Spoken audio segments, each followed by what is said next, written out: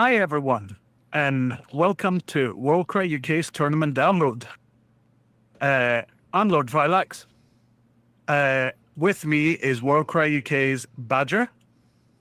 Hi there. And our special guest for this one, WargamesOnToast. Hello. Awesome. Welcome, gentlemen, first of all. It has been a couple of weeks, 2 or 3 weeks from the last one. It's been a busy couple of weeks, which is why we didn't do more of these. But yeah, I'm going to start with a little bit of giving chat a bit of time to catch up with us. So if you are in the chat, say hello. Let us know how you're doing. Let us know what kind of Warcry you've been playing or what kind of minis you've been painting. Yeah, we'll just give it a little bit of time to get everyone on. And we're going to get straight into it after that. We have quite a lot to talk about. A lot's happened. It's been 18 trillion tournaments at the very least. Been. So I was going to say, you've done 2 tournaments in 2 weeks, right? Yes. So far this month, which I kind of love. And 3 tournaments in the past 4 weeks. I think. Yes. If you include Glasgow. Yeah. 100%. Like no one can say that you're not dedicated. Definitely. I'm everywhere. Yeah. I'm traveling north. I'm traveling south. Combined total of 25 hours of travel alone to do the poll or something stupid. I mean, the 2 of us did. I think it was 10 hours down, and then 7 or 8. And yeah. I drove none of that. Not because I don't want to. I'd love to help, but I don't. We legally won't let you. I legally am not allowed.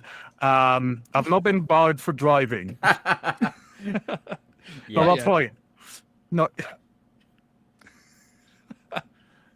Oh, you know me too well. But the amount of times you get angry at roundabouts, just like, what is this? You do roundabouts weird here. Yeah, well, I mean, to be honest, we don't really know how we do roundabouts in Greece. I'm not sure that all roundabouts happen in the same way. I've been a passenger in Greece, and that was an experience. It's the only place I've ever seen people give way on a roundabout. Like, they're already on it, and they're like, "No, you go." And I think a lot of driving happens on intimidation alone. Oh, okay. I wanted to get on that roundabout, but he looked angry, so that's true. My wife has just got that resting intimidation face. So resting intimidation face. I would certainly give way. So 100%. I am just double checking that all of our audio is coming through all good. Yeah. Showing up. Yeah. Has anyone actually checked the stream? Because I have had this before. Yes. It looks like everything's fine. Yeah. Wonderful. I love to hear that. And sounds coming through too, apparently. What?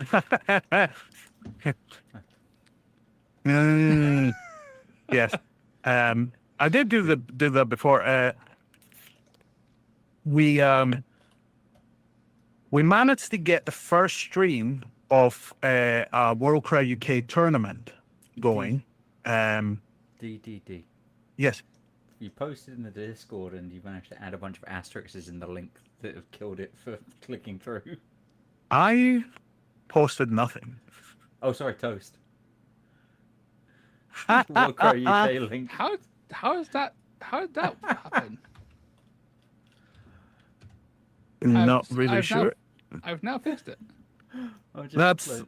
Sorry. Wonderful. I mean, we're the Consummate professionals here. I know what yeah. I'm doing sometimes. Let's make it up. Um, I was my gonna first, say, like 3 streams, every time it would start and I had my mic muted, and I'd be just talking until someone was like, "You muted." I'm like, "Fuck's sake!" Yeah. you every time. seem to have the weirdest issues. Like it seemed to be the case that just everything would work well just to lure you in, and then as Yes. soon as you hit record, it would like I don't know. It would say like the most ridiculous thing a computer can ever say. Like I don't know. Ran out of pixels. Can't do video. Like good luck.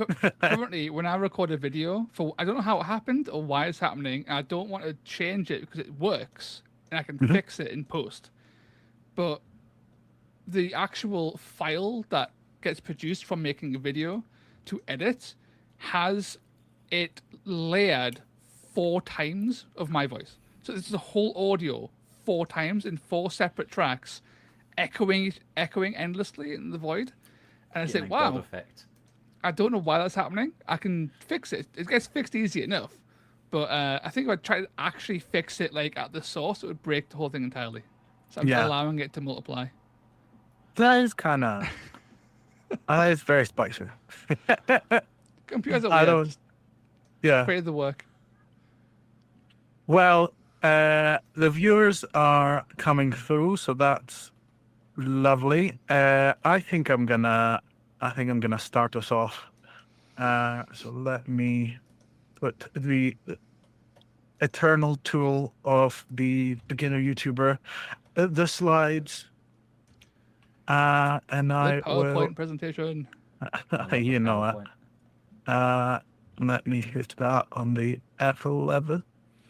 And we cut a bit off the top of that, but I'm going to move us on. So on the tournament download, our topics for today, we'll do the community catch-up. We've done the community catch-up, basically, because we're not getting many comments. People are still kind of streaming through. But to be honest, I kind of want to get into the meat and potatoes of it. We're going to go through the few news that we have and go straight into the WorldCryUK update. Recent tournaments, we're still kind of catching up from the last one. I think we left it off somewhere in mid-June, I think. So we'll pick up from where we left off last time, cover the rest of the tournaments, and hopefully that will bring us up to date. And then we're going to cover future events and things that are coming up. So let's start with news. News. Well, there aren't any. And when I say there aren't any, after the Hellsmiths announcement, it just went a little bit quiet. Like, there was a lot of back and forth on channels and on YouTube and on comments and Facebook and all of that. And people kind of asking and wanting to figure out what's going to happen. Yeah. But it seems to be quiet. And they don't have a release date yet, so it's like they're coming, but like no one knows when. Like, even for Age of Sigmar, like, no one knows when. yeah, we can assume from all the way that they do all the other releases that it's going to be a few months. We can theorize. Yeah. From all the other boxes that have kind of come along. But we have some disappointing news, which is the events for Warhammer World came out all the way up to something like October, November. and we still don't have a tournament, which It's is very annoying. disappointing. Yeah. Yes, I would say disappointing, but given the September we're about to do to ourselves, D. Correct. Yeah, not that I think that's necessarily playing into the decision, but yeah, the Well, indie scene is picking up the slack on that. yeah. I mean, I think that's the main. I think that's the main takeaway from this. We do know that the events team has visibility of indie events, and they Yeah. know, and from discussions that we've had when we've gone there and played, like they do try to avoid big events because they've done it in the past. They had a Warcry tournament right after Warhammer Fest. Yeah. Warhammer Fest had 40 odd players. And then the next tournament after Warhammer Fest was I was so excited. Chat. I got in a bus and went there overnight, played, and then got the overnight bus back. I had no sleep. But it had like maybe 4 players. And that's where I met Ed for the first time. But yeah, it was one of these things. They know that if there's like a really, really big event and then they put like something too close to it, Yeah. it's not gonna be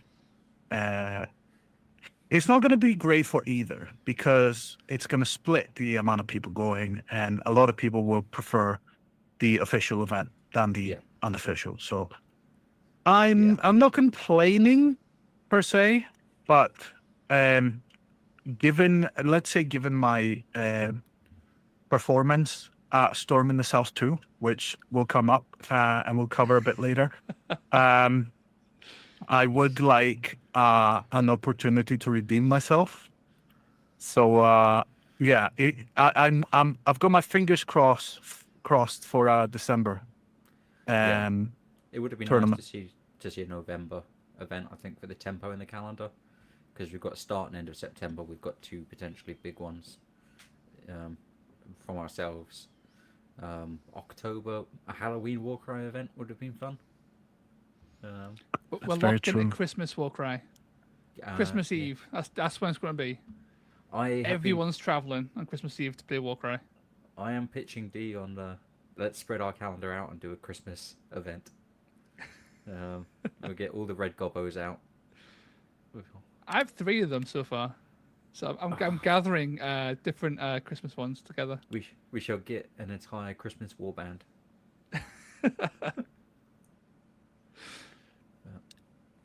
They do have a lot of. I mean, the red gobbo and all of those 40k ones, right? You can play around them, and most of them are pretty non-specific to whether they're 40k or Age of Sigmar. Pretty sure one of them's holding a grenade. That doesn't specify. You can have grenades in Age of Sigmar. That's throw grenades all the time. Yeah, it's gonna be called something like an aether explosive or something like that. Yep. Yeah, fair. Fair enough. The other thing that I wanted to mention specifically on this is that they do have a habit of doing 3 events a year. They did front load, didn't they? Yeah. So just for anyone who starts going, oh, it's because the game is dead, I'm watching you. Every time someone says the game is dead, right, an FAQ gets like 1 day closer, I'm telling you. I know, right? By the way, we've got off-meta musings in the chat saying, what happened to your sexy Scottish accent? It disappeared. This is my podcasting voice. It gets deeper, and the accent becomes nondescript. And in a bit, I'm going to start scratching the mic. Yeah, it's to not scare the potential audiences away. No, I'm sure it'll come back in a bit. But yeah, Anyone? Anything else on that before we move on? Are you jumping ahead to the spearhead scenario? I'm curious what that refers to. Oh no, I was gonna go to Hell Yeah Indie tournaments. Okay, cool. We have had literally this Saturday, we had 4 different events happening simultaneously across the world. Yeah. So we had Storm in the South 2 down in Southampton. We had Pora to Pora over in Poland. We had Escape to Excelsis that was run in Minnesota by Dan the Salty Sea. Ooh. And we had Sea to Cry over in Canada. Now, we've heard about it we've heard from all of these events on the chat except for Sea to Cry. I have gotten in touch with the store that was running the event because they've not updated anything. Yeah, on War Tally, but it is a casual event, so I wouldn't be surprised if they just didn't put things on. Yeah. That's a nice looking store, though. I'm just having. Oh, it looks lovely, wonderful website and everything. But yeah, Toasty, you've been on this game for a while. A little bit. Just have you ever seen anything like this? 4 tournaments on the same day in 4 different countries? No. It doesn't happen. It's weird. You might get like the occasional 2 in 1 day sort of thing, but like 4 is crazy, and they're all like reasonably sized, like 14, 16, 22 sort of thing. So it's just good to see the games alive and just like thriving in different places, not all in one place, right? Like it's only alive in Spain. Yeah, man, it's alive in there's a event happening later this month in Hungary. There's places in Denmark and Canada, right? It's everywhere. It's great. No, I agree. That said, it is the 4 with the exception of the Canada one. It is the 4 usual suspects, the 3 usual suspects. If there was one in Norway, we would have had 4 for 4. Yeah. But yeah, so it's heartening. Heartening? The opposite of disheartening. That'd be heartening. Yeah, it's nice, like with WorldCry, that's exactly kind of the push to have more events. And there are so many people that have been doing this very reliably and very, with a lot of dedication. So yeah, the people in Poland that were running this, there's a few groups that run things. We had the Warcry guys over, because they were playing in Storm in the South, so it was one of the other groups putting it on.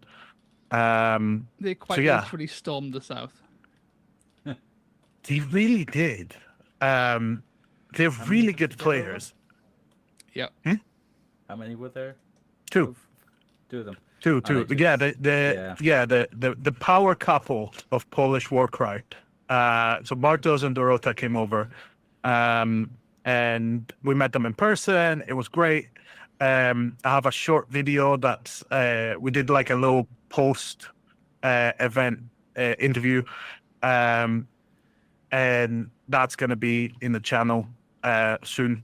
And it was just really nice to meet them in person and to see them do so well as well, because they came prepared. Like Bartosz came with a really good Dark Oath list, which we're going to cover a bit later. Yeah. We're on a similar wavelength on some of it. Oh yeah. Yeah. Oh yeah. Dark Oath are a great base. I'm glad that because people have been running them for a while, but they haven't seen that much success. But like more people are continuing to like experiment and like just like put different things and use them as like a base for like a solid list. And it's working out really well. We've seen it a few times now. It's really good to see. It's very thematic and very like nice. It only needs what I've seen from the list that all of you have been playing, and when I tried it as well. There's a lack of like you need a big beat stick basically to support them, and then they have the sauce to like I mean, play well and to feel good playing. they, But they have the Wielder Fiend. Hmm. It's just I don't think anyone's running it at the moment because there's no reason not to run that over the FOMO because you don't lose a battle trait. yeah, yeah, Yeah, yeah. FOMO no, is just that's a good slightly point, more yeah. reliable and spikes higher. But we can jump onto the list crafting later, shall we? We will get lost in the source on this. Icons in the wanna- chat Oh, yeah. mentioning Bartosz would have brought a War Queen to go with his Marauders if he had one painted up in the right colors. Would have given some great extra movement. It's true. I had one Also, with me. he played Dark Would have lent Oath it. without a War Queen He and did. still performed that. What damn. That's some Yeah. sauce right there, because the War Queen is like the driving factor of that whole warband's like chaff structure. That's so but- cool. I can't even pick between my War Queens. Just put them both in. That's a list I like playing as well. I've only played it a couple of times, and it's Canary plus the other one is great. But as I kind of saying, like FOMO and Vexmore will do a lot for you Yeah. across the board. Yeah, I think I've got some words about the things like FOMOs and Myrmidons and stuff that but at more relevant time. But yeah, FOMO Vexmore is really, really good. Well, let's cover the spearhead scenario there, and I have kind of caught you both by surprise. I feel because Oh, no. it is slightly well. Do you know what I'm talking about? I'm not entirely sure, but I know there's the. I was going to mention the Flesh Eater Court spearhead with another Warcry warband in it. Yes, That is. love to don't- see it. The Nighthawk one doesn't, but I only think that's because Higher Geist. It would sell too well. If the Nighthawk one had it had like the Wield of the Blade in it, would sell too well. Can't have that. That's very true, actually. I won't be surprised. But I think, isn't the wielder in the new? It's in one of the two boxes. Either the 4-box, the 4-pack that they did the last time, or the 4-pack they did this time. Like, there's no way they haven't re-released that because the initial release was way too. It was way too limited. Yeah, or brief. Yeah. Because the Briar Queen's been re-released in the 4-pack. That came with like Mollog and stuff. I don't know if the wielder has. I assume he has. 'Cause it's a fucking good one. Let's see. Everyone wants a Wield of the Blade. He's like the go-to death ally. Yeah, I think the only Nighthawk Warcry warband they've got to chuck in would be Pyregeist, which is too specific a flavour, I think. For a Yeah, I spear. think so. I don't think people would buy that. Would actually buy the spearhead if the Pyregeist are on there, just from second-hand embarrassment. Yeah. I don't. It's such a shame. I love Pyregeists, but they are. I shit. know they are terrible. They are so bad. But also, that No, to let's say me, you go. I'm given the state of Pyregeist, I'm assuming GW has quite a few sitting in a warehouse, and the I fact think so. the fact they didn't shove them in a spearhead is, I think, interesting. Yeah. Hmm. Suggests I don't know which way to conclude about that. Maybe they just never produced that many Pygeists, but all the people saying they're just trying to dump Warcry stock, I think that would suggest otherwise. Yeah. Yeah, I mean, like they've been doing this for a while. They've done like during Warcry First Edition, like they made like Age of Sigmar box sets where they're just like, oh, this is for Age of Sigmar. It was just like 2 Warcry warbands bundled together into one box. Like, Yeah. it's nothing new, right? They might as well as like use the stuff they have, right? So I imagine for cost saving, but also really good sculpts. Yeah. And as we were saying on the last stream, I do think a Spearhead is a better bet than just grabbing 2 of the same box like they did in First Edition. Yeah. Generally, the Spearhead gives you just a lot more to play around with. Yeah, no, it For does. most Spearheads. If the actual, like the Flesh Eater Courts one, is actually a really solid start to a more of a tricky focused Flesh Eater Courts warband in Warcry, and you get an actual Royal Beast Players warband. It's like 2 warbands in one. It's like a start of one and a full one. Ready to go. Some sort And of RBF is good. yeah, they are. Like It's SDF. difficult, but it's a rewarding warband to play. Also, Wielder the Blade was with Kanan's and not Skinnakin, the other Flesh Eater Courts warband, and Crimson Court on the first box. Right. So that then would have had a decent kind of run at this point, because you can still buy it on the website. Ooh. Exciting. But what I was talking about, the Spearhead scenario, to celebrate the 10 years of Age of Sigmar, they have a competition for winning some Hellsmiths of Hashir. It's on the website. Oh, And you can basically play one of 2 battle plans. Either the AOS battle plan, the Adamantine Chain Quakes, or the Spearhead's rule module entitled Desolation of the Mortal Realms. And it's really interesting because if you open that, it has once per turn hero phase abilities for Spearhead, where you pick objectives and terrain features to desolate, Ooh. and then gain desolation points to do various effects. Okay. Now, there were some leaks, so that's also in AOS proper. So given that we do inherit a lot of stuff, and the gameplay is relatively, I don't want to say inherited, but there are similarities usually in how things play. design. Yeah. I wonder if finally we're going to get a warband that cares about the amount of terrain on the board. There already is one. What are you about? You're- The Horns of a Shut battle trait. It means you take more fall damage, which requires terrain. Right there, you go. I thought you were going to say Corvus Cabal, you need the platforms to jump off of. I was going to say, yeah, fair. I wanted to go a different direction. Let's put you off guard there. Yeah, no, I just thought it was interesting. Yeah, I kind of agree with the chat. I can see that being transferred into Warcry fairly effortlessly, right? Like, we see more and more of a token aspect in Warcry now. Anyway, you've got the Memoriam tokens in Ruination. You've got Pyre tokens and Pyre Geists. You've got something else. The Wild Dice mechanic in Tyrannic Cohort, right?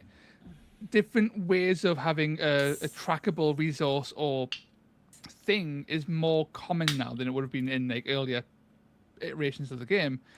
Chaos Dwarfs being able to like mess with terrain in certain ways would be really, really cool to see, especially if it empowered them in some way, like this seems to do, right, in Spearhead.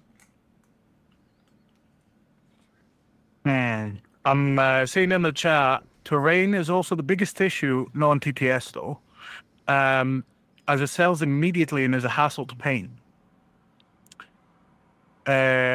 Yeah.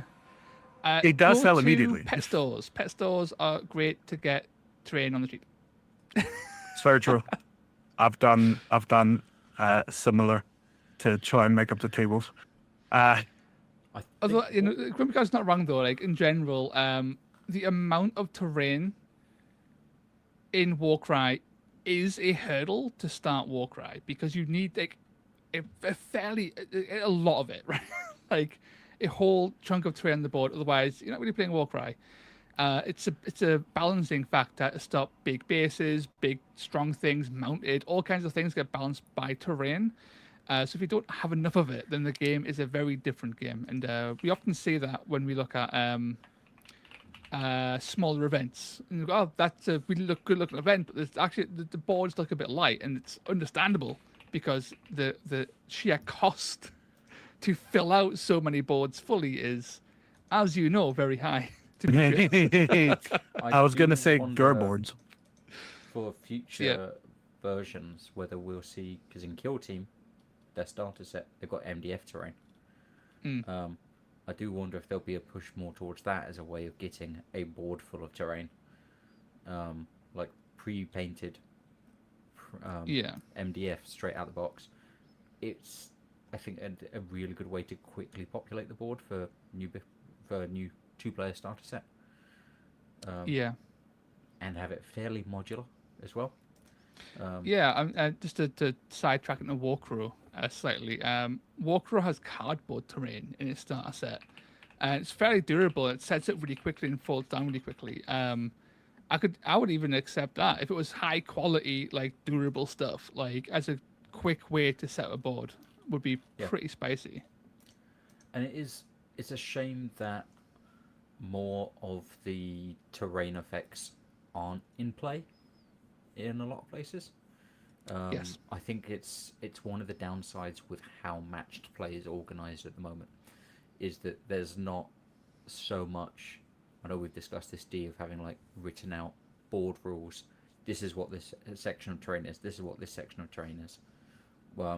Rather than being like, oh, do me and the other person agree that is an archway?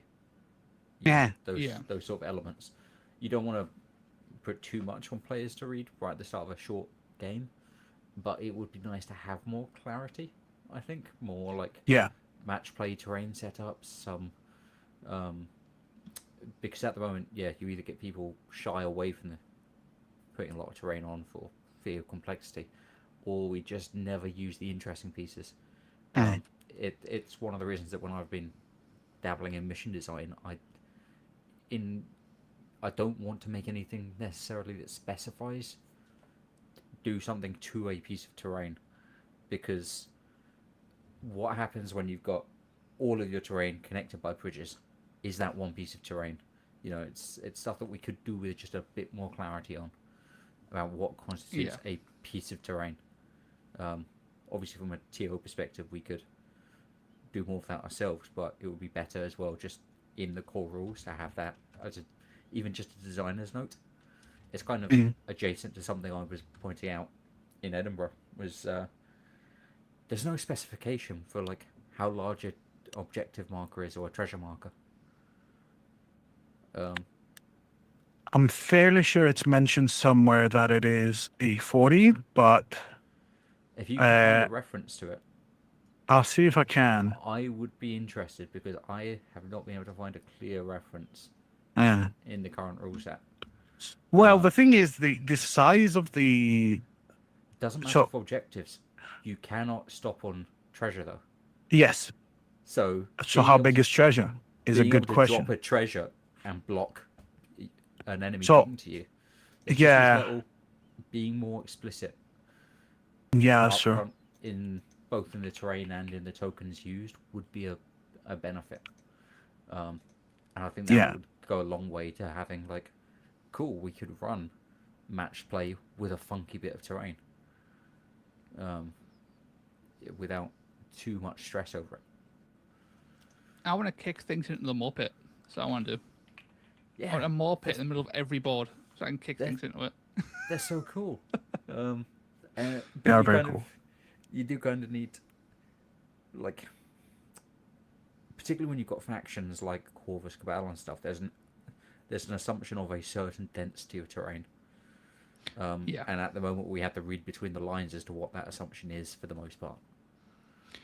Yeah, and also Corvus Cabal, they don't need platforms. They can operate without platforms on terrain.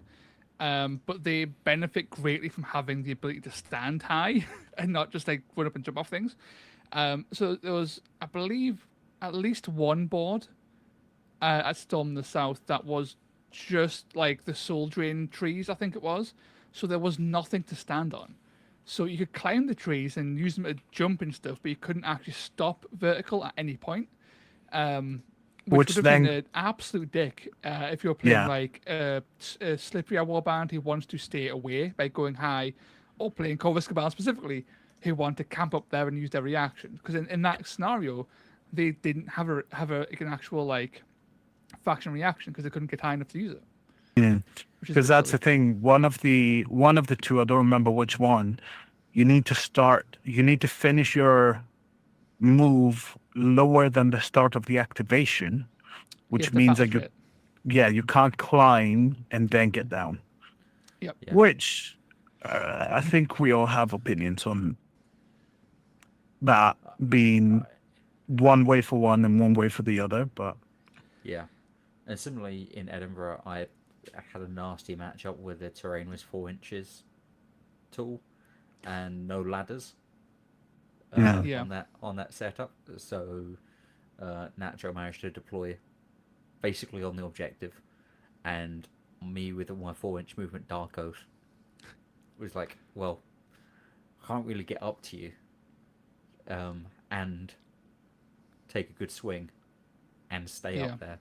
I can't there wasn't enough space with his 2 minis on it for me to contest the objective. So I wonder who it was that forgot the ladders for that specific board.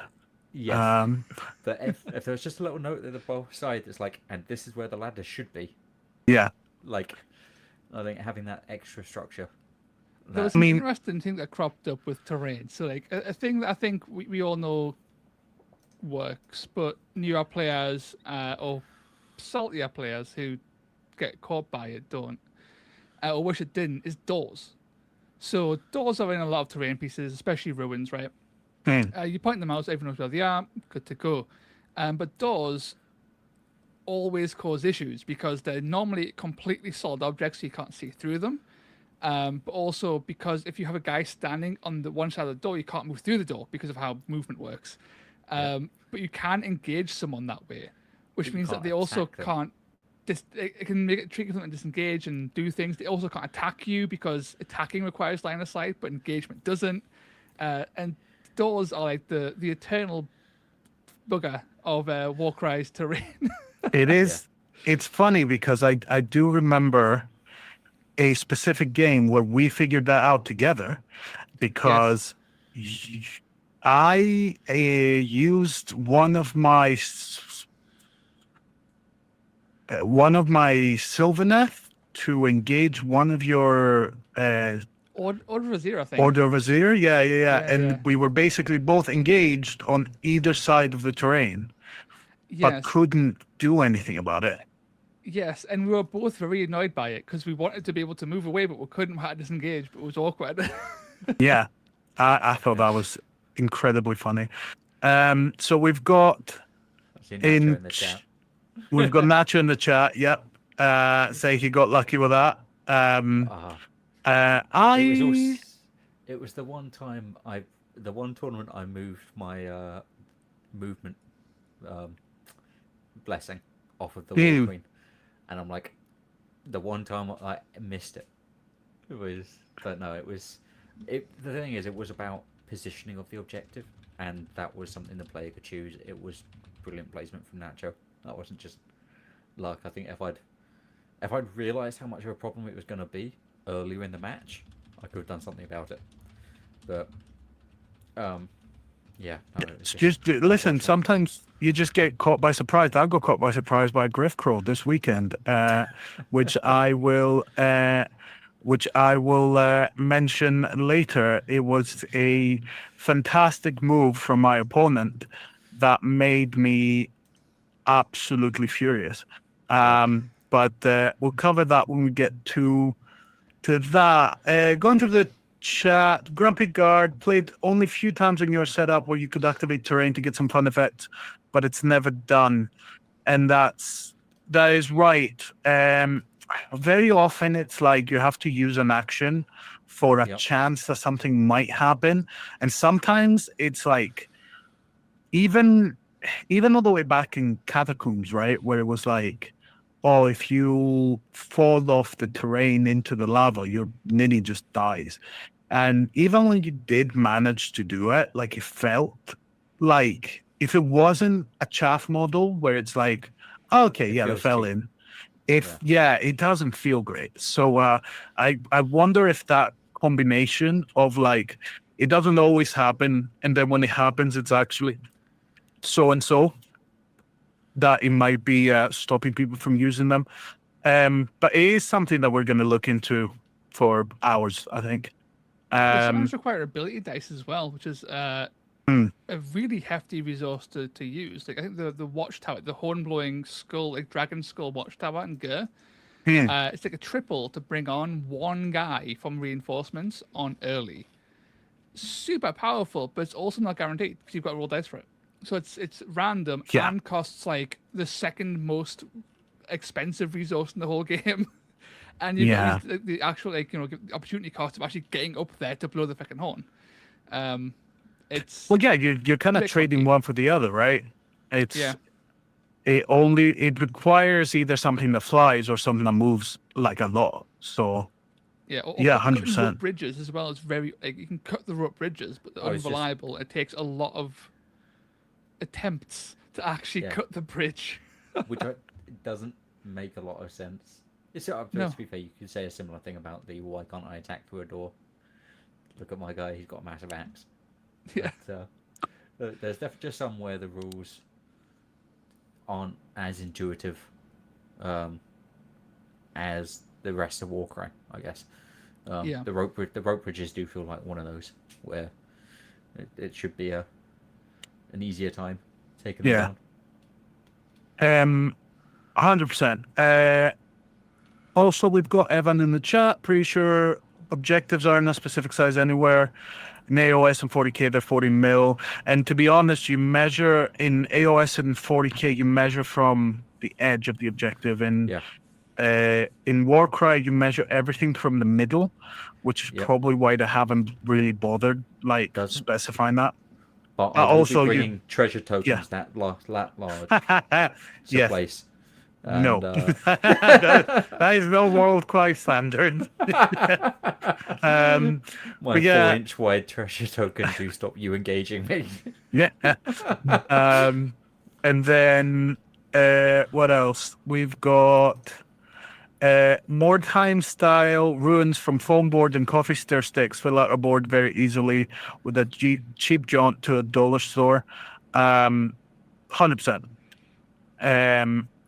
There's a few really good channels. I will always give a shout out to Black Magic Craft because a lot of the stuff that I've made were directly through his videos. But there's a lot of more specific to Mordheim as well.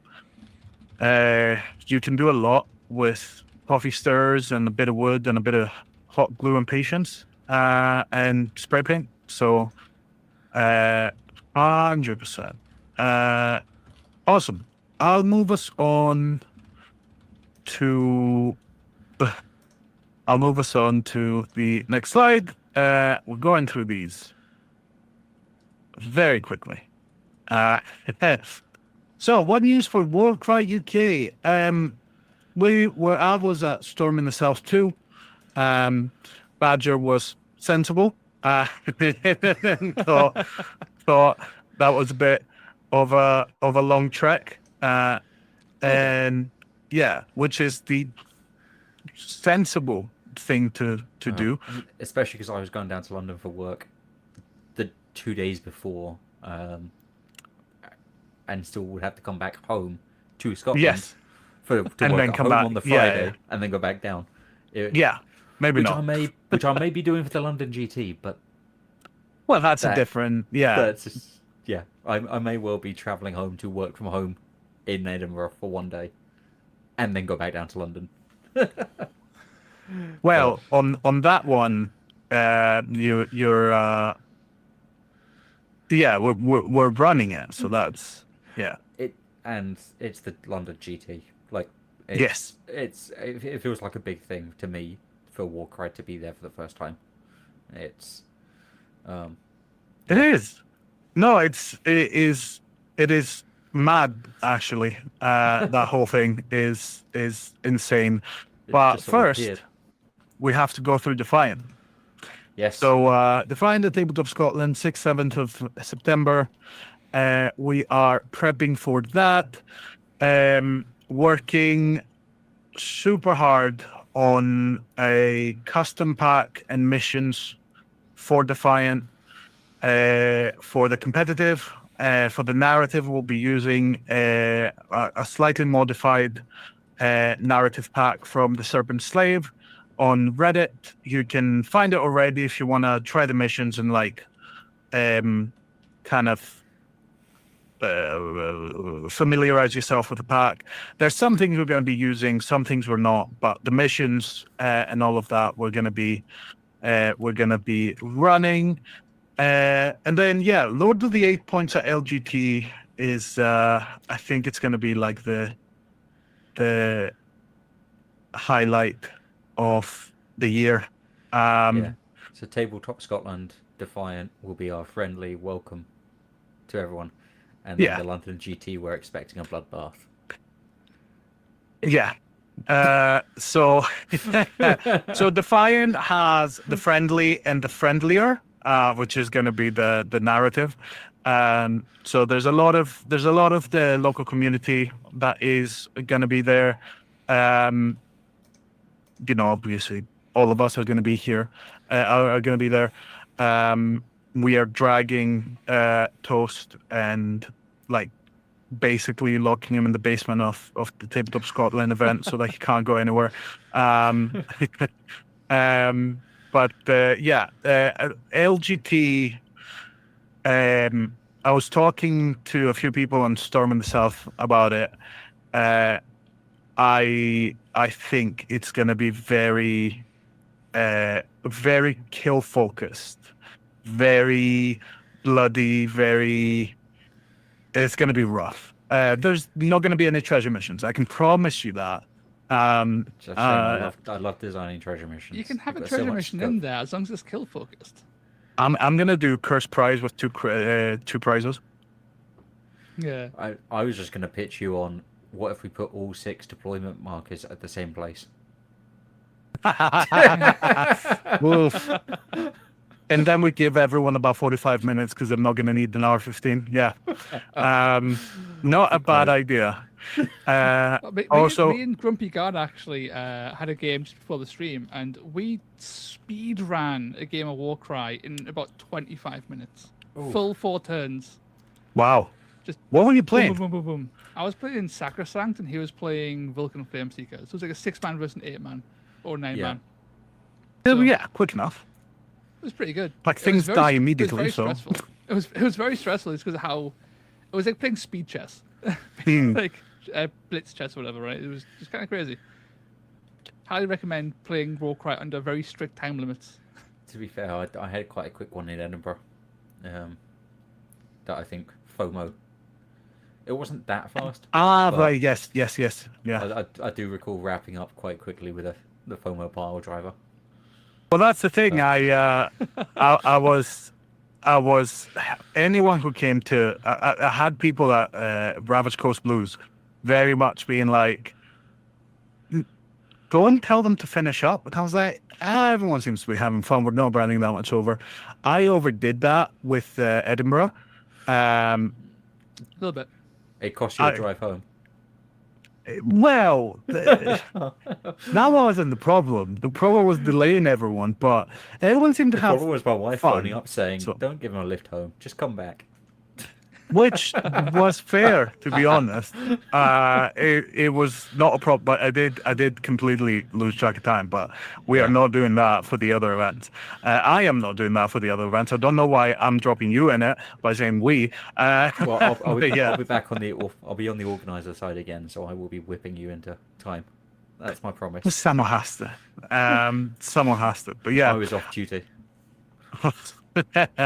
So yeah, awesome. So we're gonna move on to first of all, say hi to Indiana Porkchop in chat, our winner Indiana of the Glasgow event of Road to Defiant. He kicked the shit out of me in the last game. It was an absolute bloodbath. It was amazing.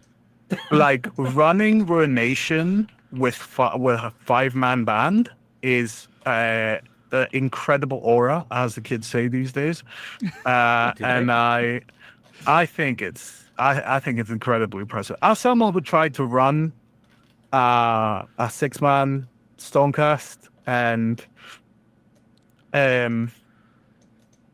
we'll see how I did.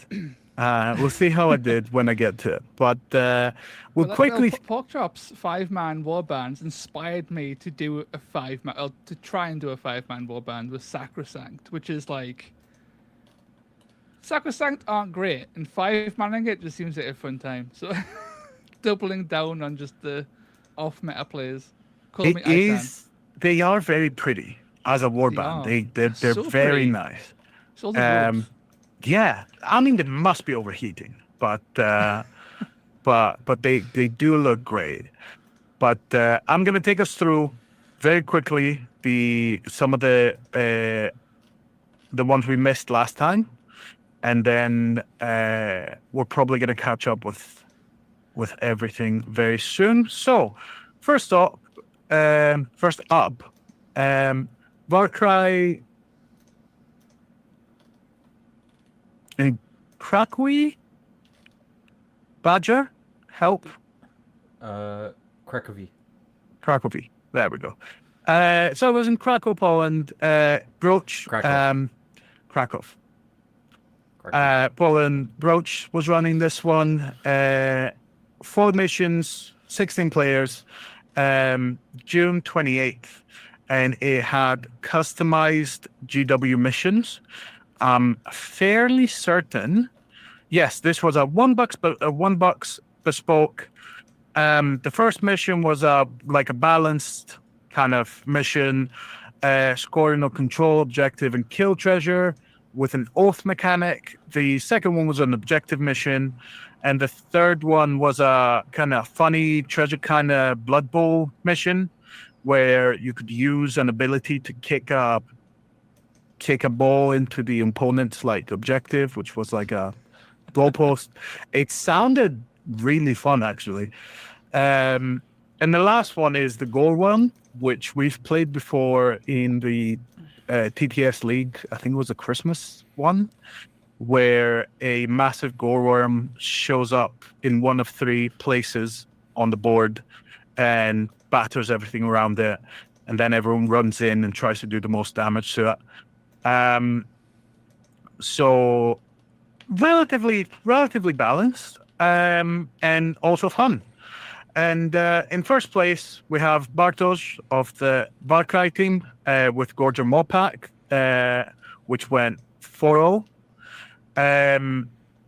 It was a clawback, 2 Gorgers, Cave Howler, plus crit, and a club, which is relatively straightforward list for that. And then we had Simon with Wildercore Hunters going 3-1 with a list of 4 dogs, Warden with dog, 2 scouts with hatchets, 2 leatherhides with spears, Arbalester, and Trailblazer with crossbows. So very much not the crossbow spam, which is nice. It's bespoke, so you can't take a crossbow spam.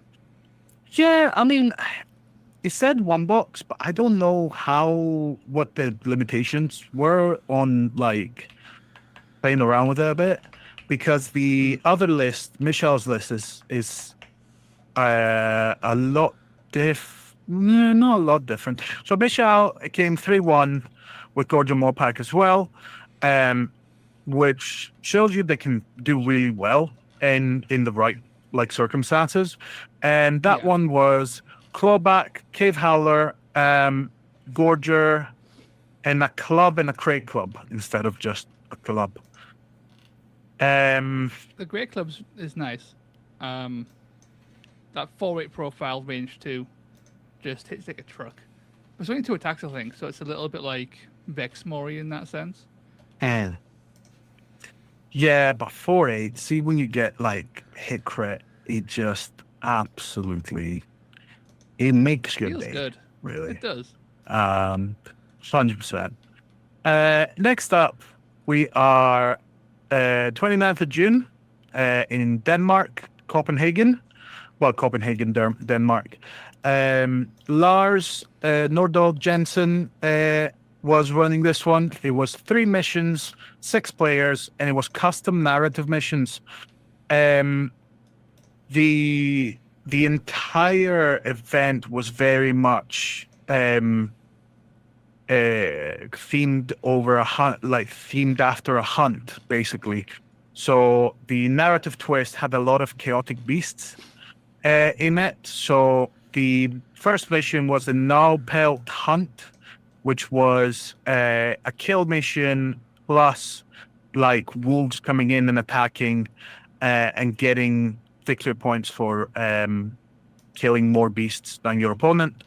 And then mission 2 was objective and also had like a mortar on both sides, so you could control a mortar and like do AoE That's so good.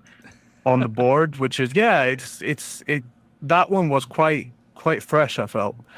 And then the third mission was escaping basically the board while chaotic beasts were just constantly spawning. So a very kind of interesting setup.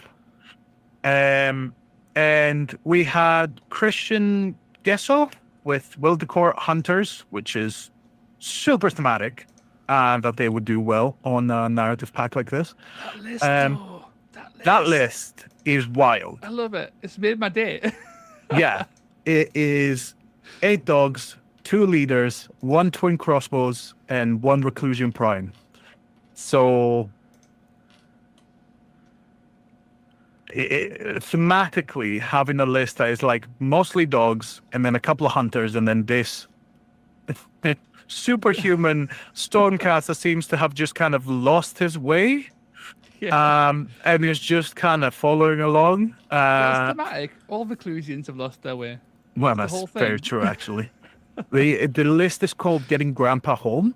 I love it. So, yeah, I mean, it was good.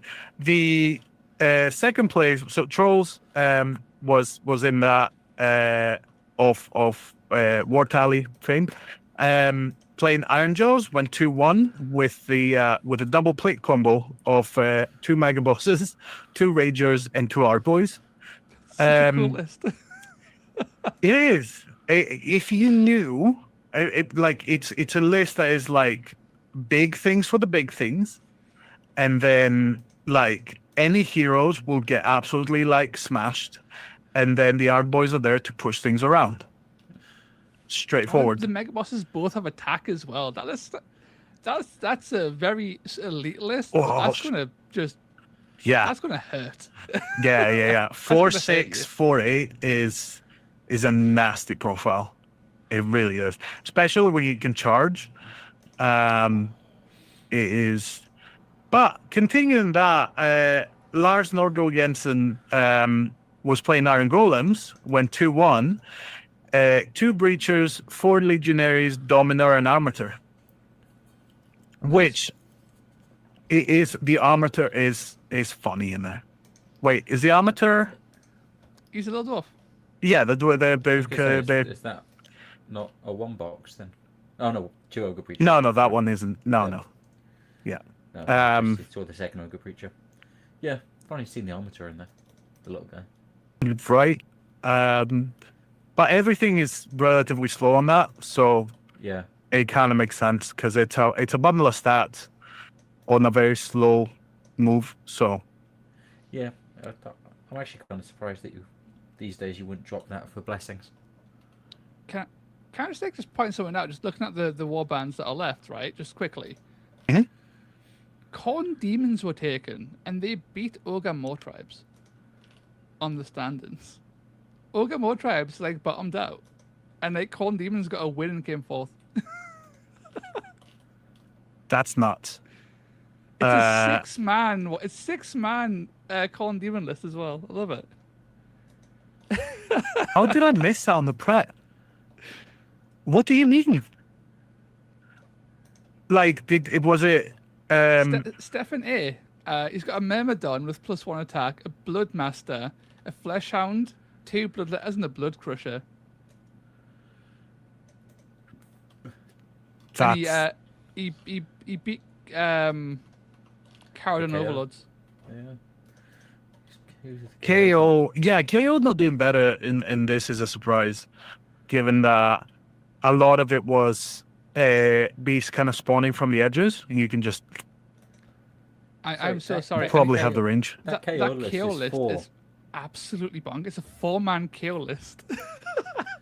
That's... Yeah, I was These just lists are thinking the same crazy thing. fun. I love it. That's why you do narratives, so you can just took throw in stuff like that in. You know when I sent you and Itan the Vanguard leader, the Knight Venator, like 325 of just pure shite. Yes, yeah. The KO list took one. I love it. It's just a bunch of balloon boys and a balloon stormcast with murder bow. Is it? Hold up. Is it? Does the Fighting Prophet work on non-KO? Yes. Okay, cool. That's wild then. Because it's not even a good shooting profile. Not really. It's just like a basic wizard, I think. Like a 2, 4, 3, 6 or something or whatever. It Because wasn't great. Yeah, you can take like Knight Judicator, or like you can take. I mean, yeah, they're not gonna move as fast, but like. They're also not 325 Yeah, costs. but the Venator does have a good ability for like spiking, but. I mean, as long as people are having fun. This has just got me... Sorry, I'm going to almost get myself distracted theory crafting for the Tabletop Scotland narrative. Oh, yeah. What's Yeah. I can take? But that's, I will say, like, seeing lists like with like 4 and stuff like that, like really low numbers, But is we like. saw this at Storm of the South as well. Like some people just really like those really small meme lists. Yes, you are talking about Ishmael's 2 shooty frogs and a hydra. Yeah, it was a Charybdis, but yeah. Charybdis, yes. Incredibly brave. Yeah. And apparently incredibly fun. I can imagine. But yeah. So we do have to leave this one, I'm afraid. That's sad. These are all although- fun lists. I like them. I was gonna say if Lars, who run this, if you have any pictures or like anything, and if you see us covering an event that you were part of and you want to send us like material and stuff like that, we'll always be happy to put it on for people to see, because it's really cool, really, and especially when it's like a narrative event or something like that, which is a little bit more special and a bit more involved. Is always awesome to see. But we're moving on to Road to Define Glasgow. Yes, we made it to July finally. It was run by yours truly, and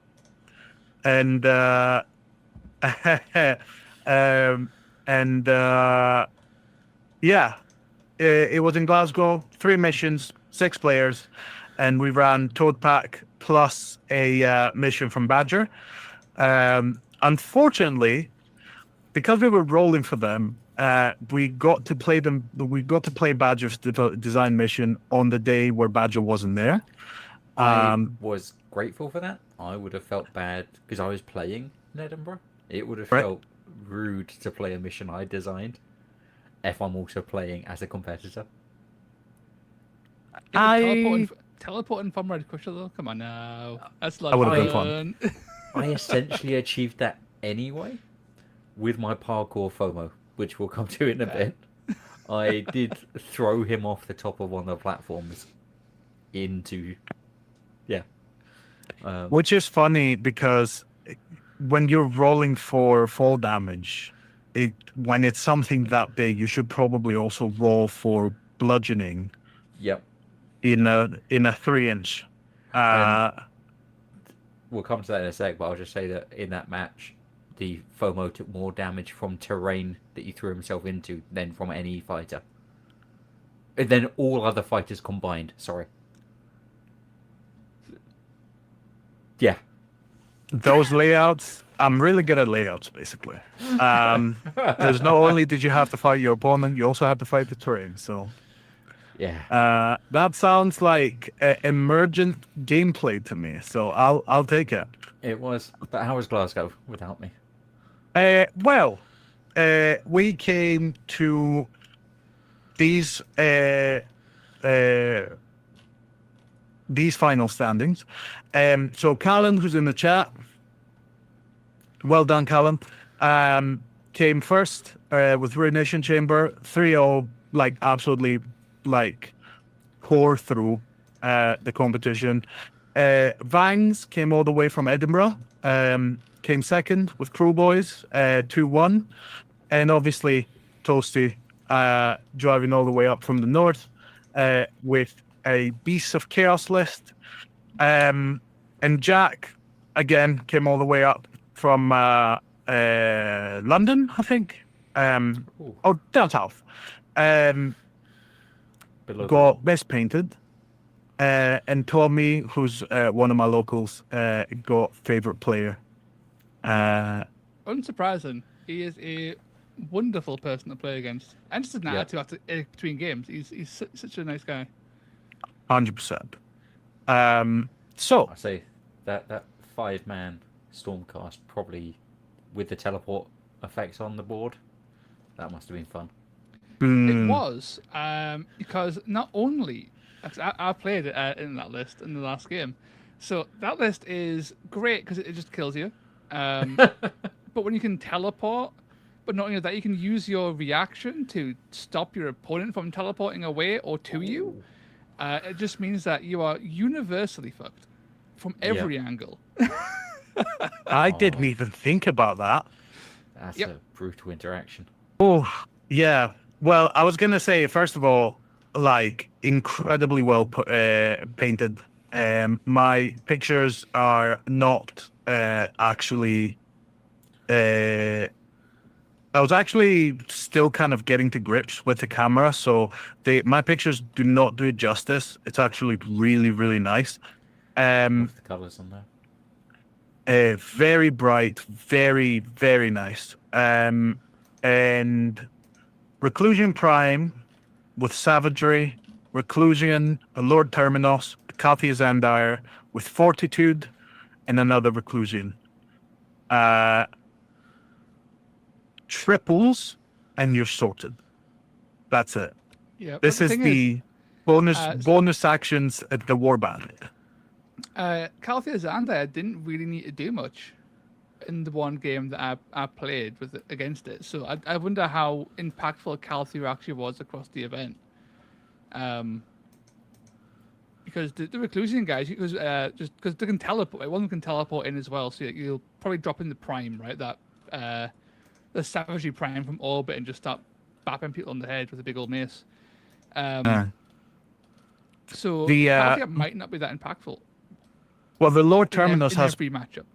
+1 swiftness as well. Yeah, +1 move, which I missed out.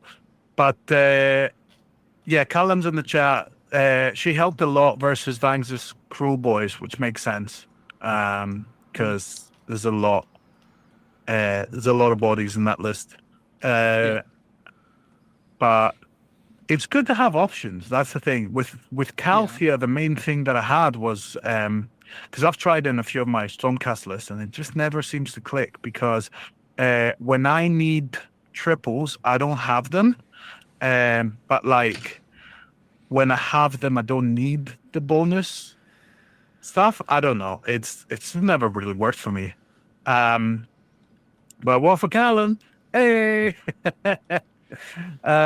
So yeah, we move on to second place. Vangs' Crow Boys.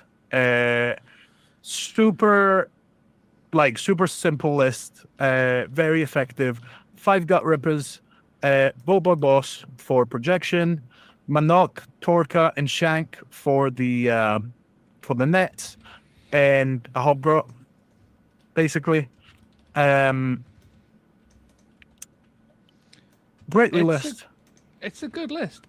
It's got everything you would want in a Cruel Boy list. That's not running like allies, right? You've got the Boat Boy Boss, who is just fantastic damage at massive range. It can chip at elites with its aim shot. It can chip at chaff with envenomed weapons. Torka and Shank have the perfect nets. Torka has amazing value for its points. Even Manok, a resilience Manok, so that's what for the extra wounds. Like, Manok's already packing like 28. So he's got 32 wounds. He can envenom weapon as well, so he goes to a 4-4-3-6, which is very threatening.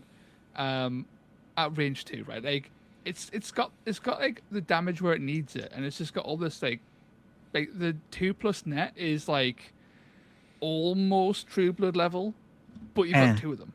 Right, that's on opposite ends of the board, tagging multiple guys. It's a really good list.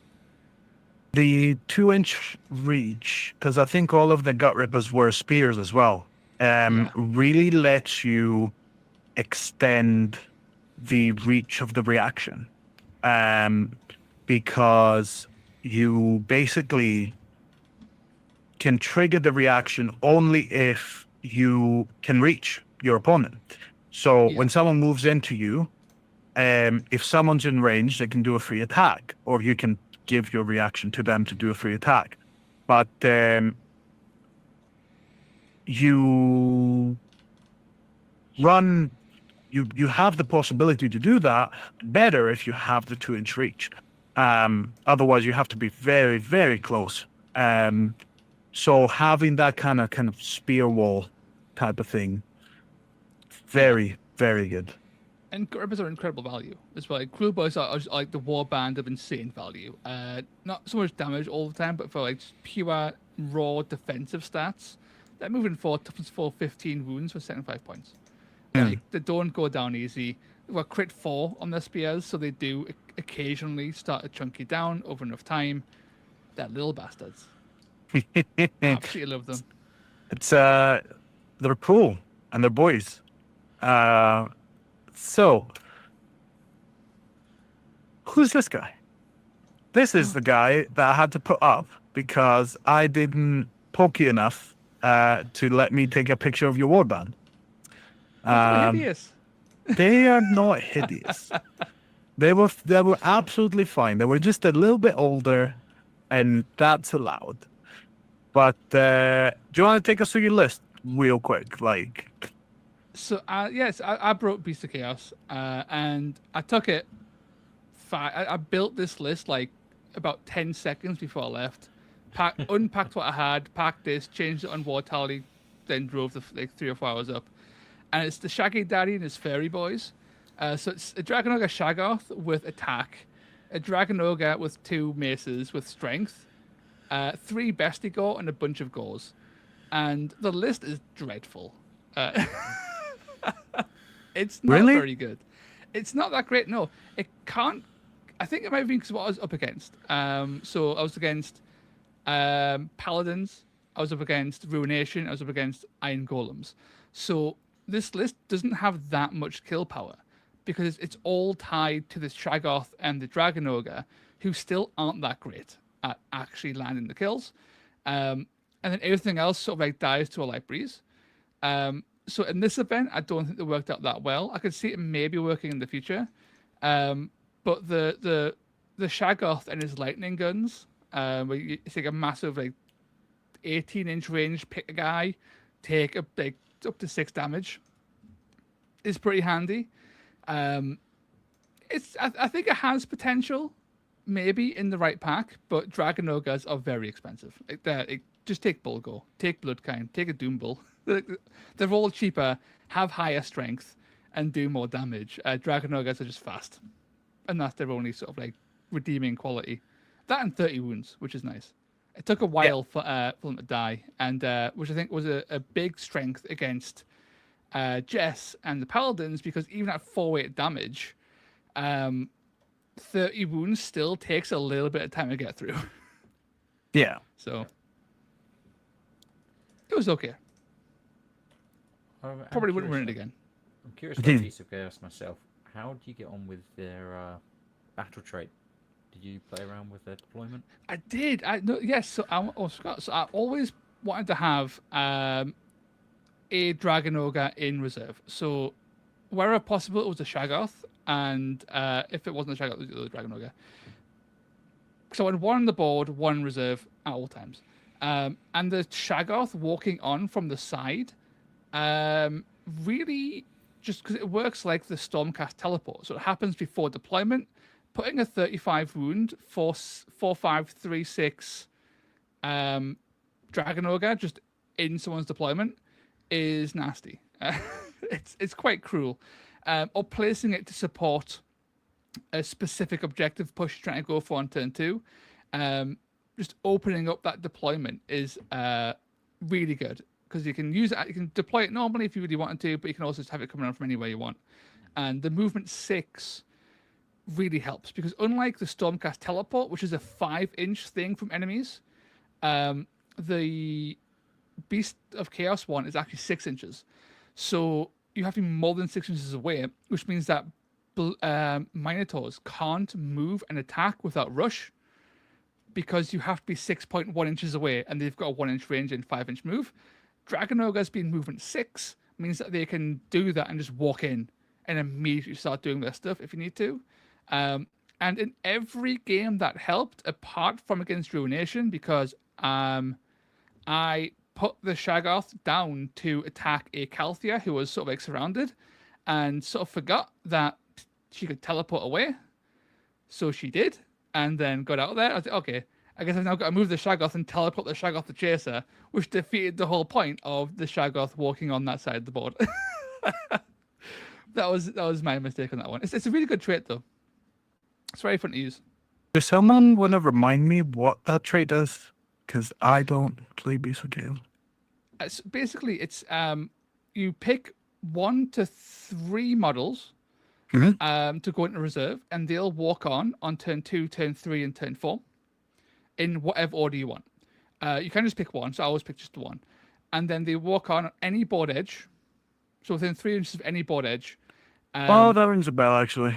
Yeah. Yeah, so you can just plunk them in people's like a teleport, basically. You can just plunk them in people's in their deployment zone if you really want to.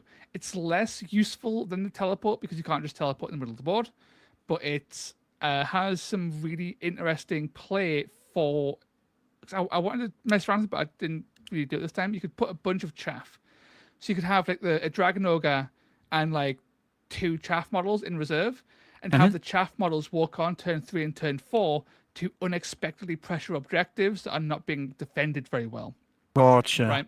So you can do all kinds of little tricks to try and because your opponent will possibly forget as well that they're in reserve. They might not prepare for like 2 gore to walk on turn 3 and turn 4 and just like take their shit. So you've got some little plays for this. It's very interesting. It's potentially quite strong. I didn't use it to its fullest, I think, in my games though. But with practice, I can imagine it's quite powerful. Yeah, I'm looking at it and thinking you've got a few different ways to increase mobility in the Beast of Chaos. You also have, like, you could stick in your Bray Shaman and net someone off an objective Yes, or the something. Brave Shaman is wonderful. As just a Um, pull into a Doom Bull, pull into a Dragon Ogre, pull yeah, off just have a objectives. pull. Those are The great, man. the idea of just sticking a Bray Shaman behind someone's deployment area and then pulling them off the objective that they were trying to contest. Yes. And he's kind of got a decent enough movement, wounds, toughness to stick about for a turn and be really Yeah, annoying for the just movement 145 5 really points. helps. Yeah, Lets them get around. man, I may see if I can get myself some Beast of Chaos for the narrative now. I think you could do something You silly. should. They're really fun. Keep their I'm a suck- memory alive. Well, I'm the a other thought sucker was for stick a for bestie cockatrice behind people. Lovely. Well, moving on. Well done on that, by the way. And helping the numbers for Beast of Chaos. So they're going to be in the next meta watch. It's going to be nice. So we've got Jack for best painted. Custom. Custom like main kind of main piece of the warband. I have not put the list down actually, but I do remember it being very good. But it was really nice to see it win best painted because a lot of that is custom, and it's just like the main mini in the middle is I think completely custom, like a complete kit bash.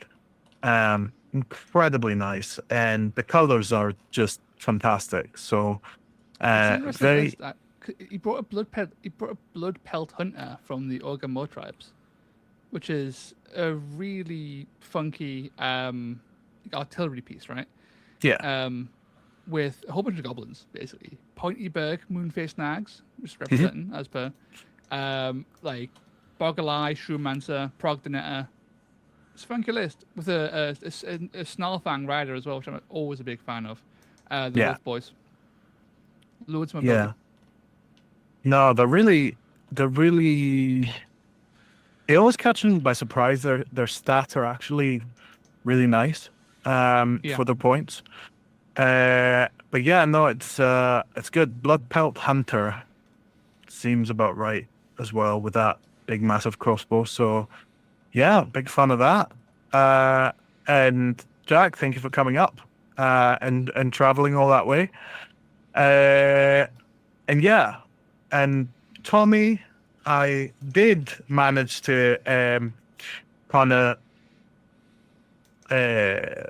nudge into letting me take a picture of the warband. He didn't enter best painted because that's one of mine. So I've painted them for him, and it felt inappropriate. But yeah, it's on this one.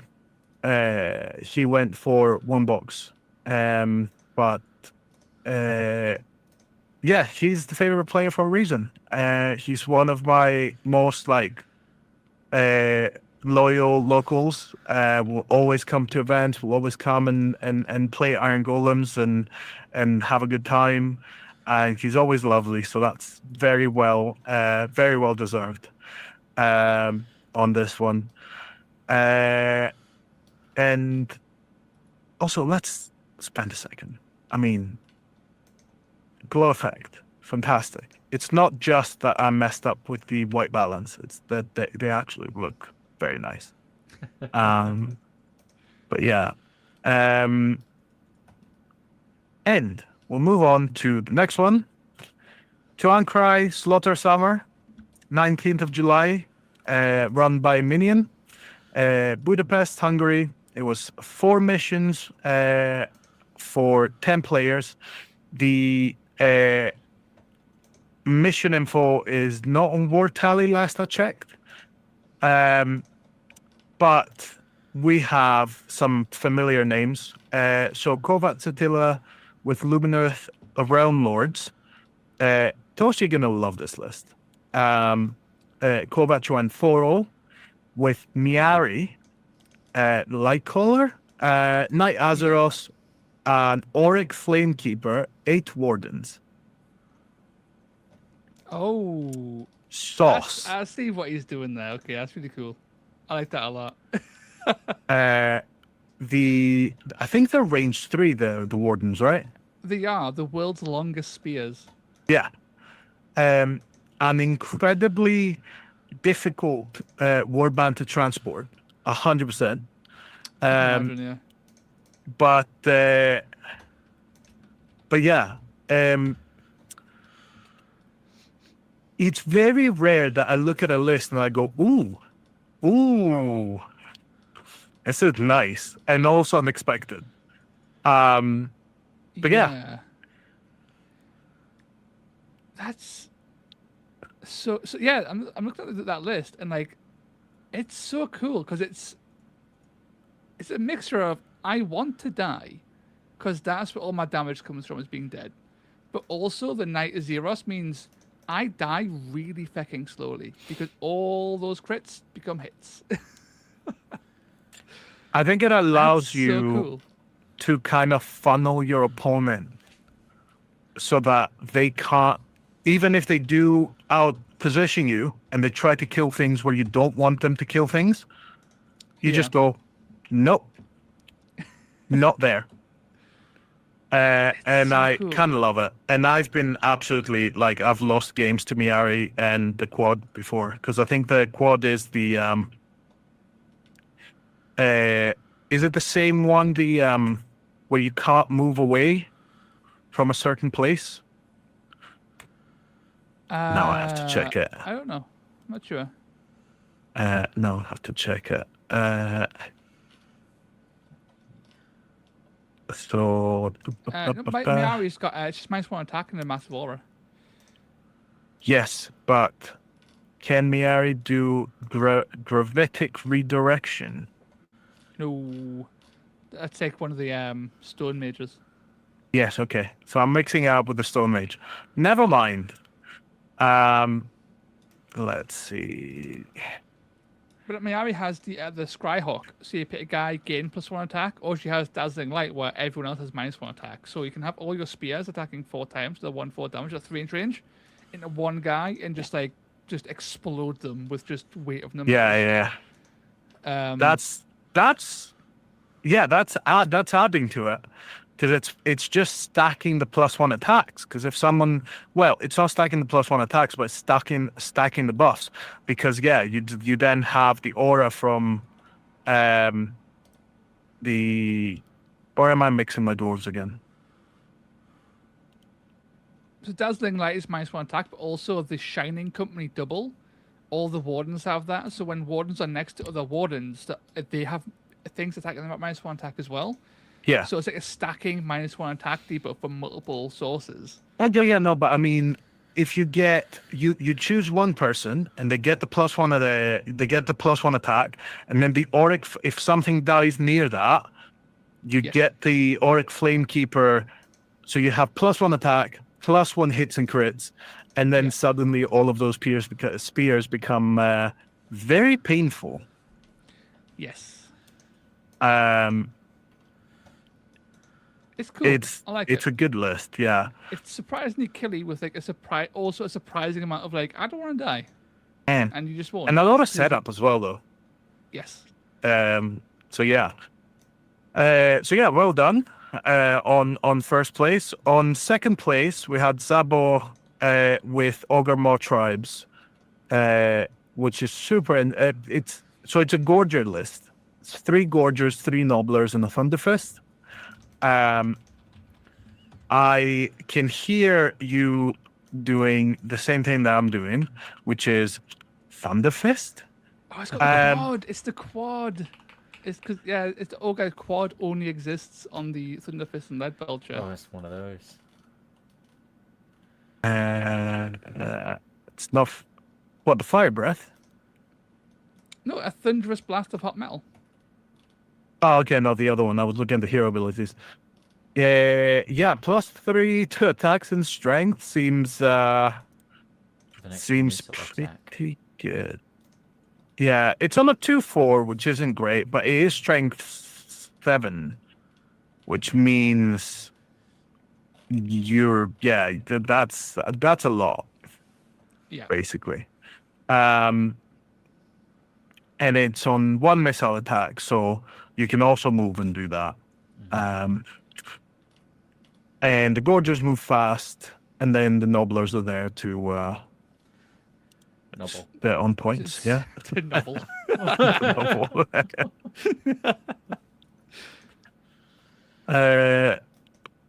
Pretty good. I do think that it's really funny that that's an ogre list Yeah. with 3 Gorgers, right? Yes. Like almost mostly Gorgers if you go by volume.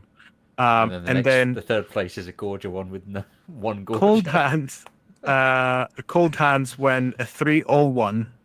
I'll fix that later. But with a Gorger Mopag, which it has Hrothgorn Quiv, a Clawback, Zarbag Prog, and a Club Gorger and Bushwhacker, which is mostly ogres and noblars. Solid list. With Zarbag as well. Zarbag and Prognatas is it interesting to get in a net, spending that many points to get a net in functionally is kind of wild, honestly. And especially one that is not the better one. Yeah. It's cheaper to do though, right? It's because it's the cheapest way, I guess, to ally in a net. But it's still like 190 points to do it, which is whew. Yeah. Yeah, but the alternative is I think Manok is 190 by himself, so Yeah, that's true, yeah. you can't do it the other way. And also it depends on also what you've got. Yeah. His but, one loss was against Kovac. So, Yeah, which makes sense because anything noblery, kind of prog bushwhacker running around, that was a. immediately skewered. You said it was a 2-1-1. Is it 2/1/1? 2-1-1. Oh, I thought it was a 3/01. He managed to get a draw with the Arcanites in round 1. Nice. Although, Can I just point out as well, once again, 4th place, Corn Demons. Corn Demons with a 6-man warband again. Are we wrong? Are Corn Demons like actually like class? Like 6-man Corn Demons is like just actual top tier. The What's next happening? the next meta report is gonna be like, actually, you're all wrong. Corn demons are A tier. Where are we? Trying to find there we go, slower somewhere. Yeah, like Corn demons. Yeah, it's Skullmaster, Bloodletter, Bloodmaster, Bloodletter, and Blood Reaper, and a Gorehound. The Gorehounds, they're so good. They really are, but they're not worth 250 or 240. Like, it's just it's not that they're not worth it. It's just too many resources to put in. I want more information about this tournament because the Arcanites went 3 draws and a loss. I don't think I've ever seen 3 draws. That's so That's Zinch. impressive. What's he taking? A gore. So so Minion is the TO, so that might have something to do with the might have something to do with the results, yeah. But Drum, Gorehawk. Putting Zinch. Drum and the Gorehawk into Zinch Warband feels sacrilegious, if I'm being honest. And Fatal Fly Blown. Yeah, that's What? yeah. So you've got all 3. It's all Bladebone. I love Yes. it. Yeah. Vortimus you're seeing as well, which is just I love seeing Vortimus. He's so wonderfully mid. Okay, yeah. But As he a exists. model, it's really nice, but He's a cool model.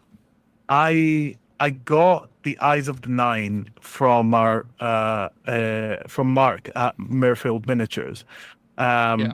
who you met this weekend, and it was a replacement. So like I found like the perfect pauldron to put on the face of the Magister, so that I could recreate the faceplate that Vortemis has, Yeah. because it's so cool. Um, but yeah, as a model, and also like the Eyes of the Nine Blue Horror hasn't been updated, so so split is an ability, not a reaction, Oh yeah. Ooh. which is terrible timing. It is bad. You get to Um, choose when you die. you can only die your turn, which is Yeah.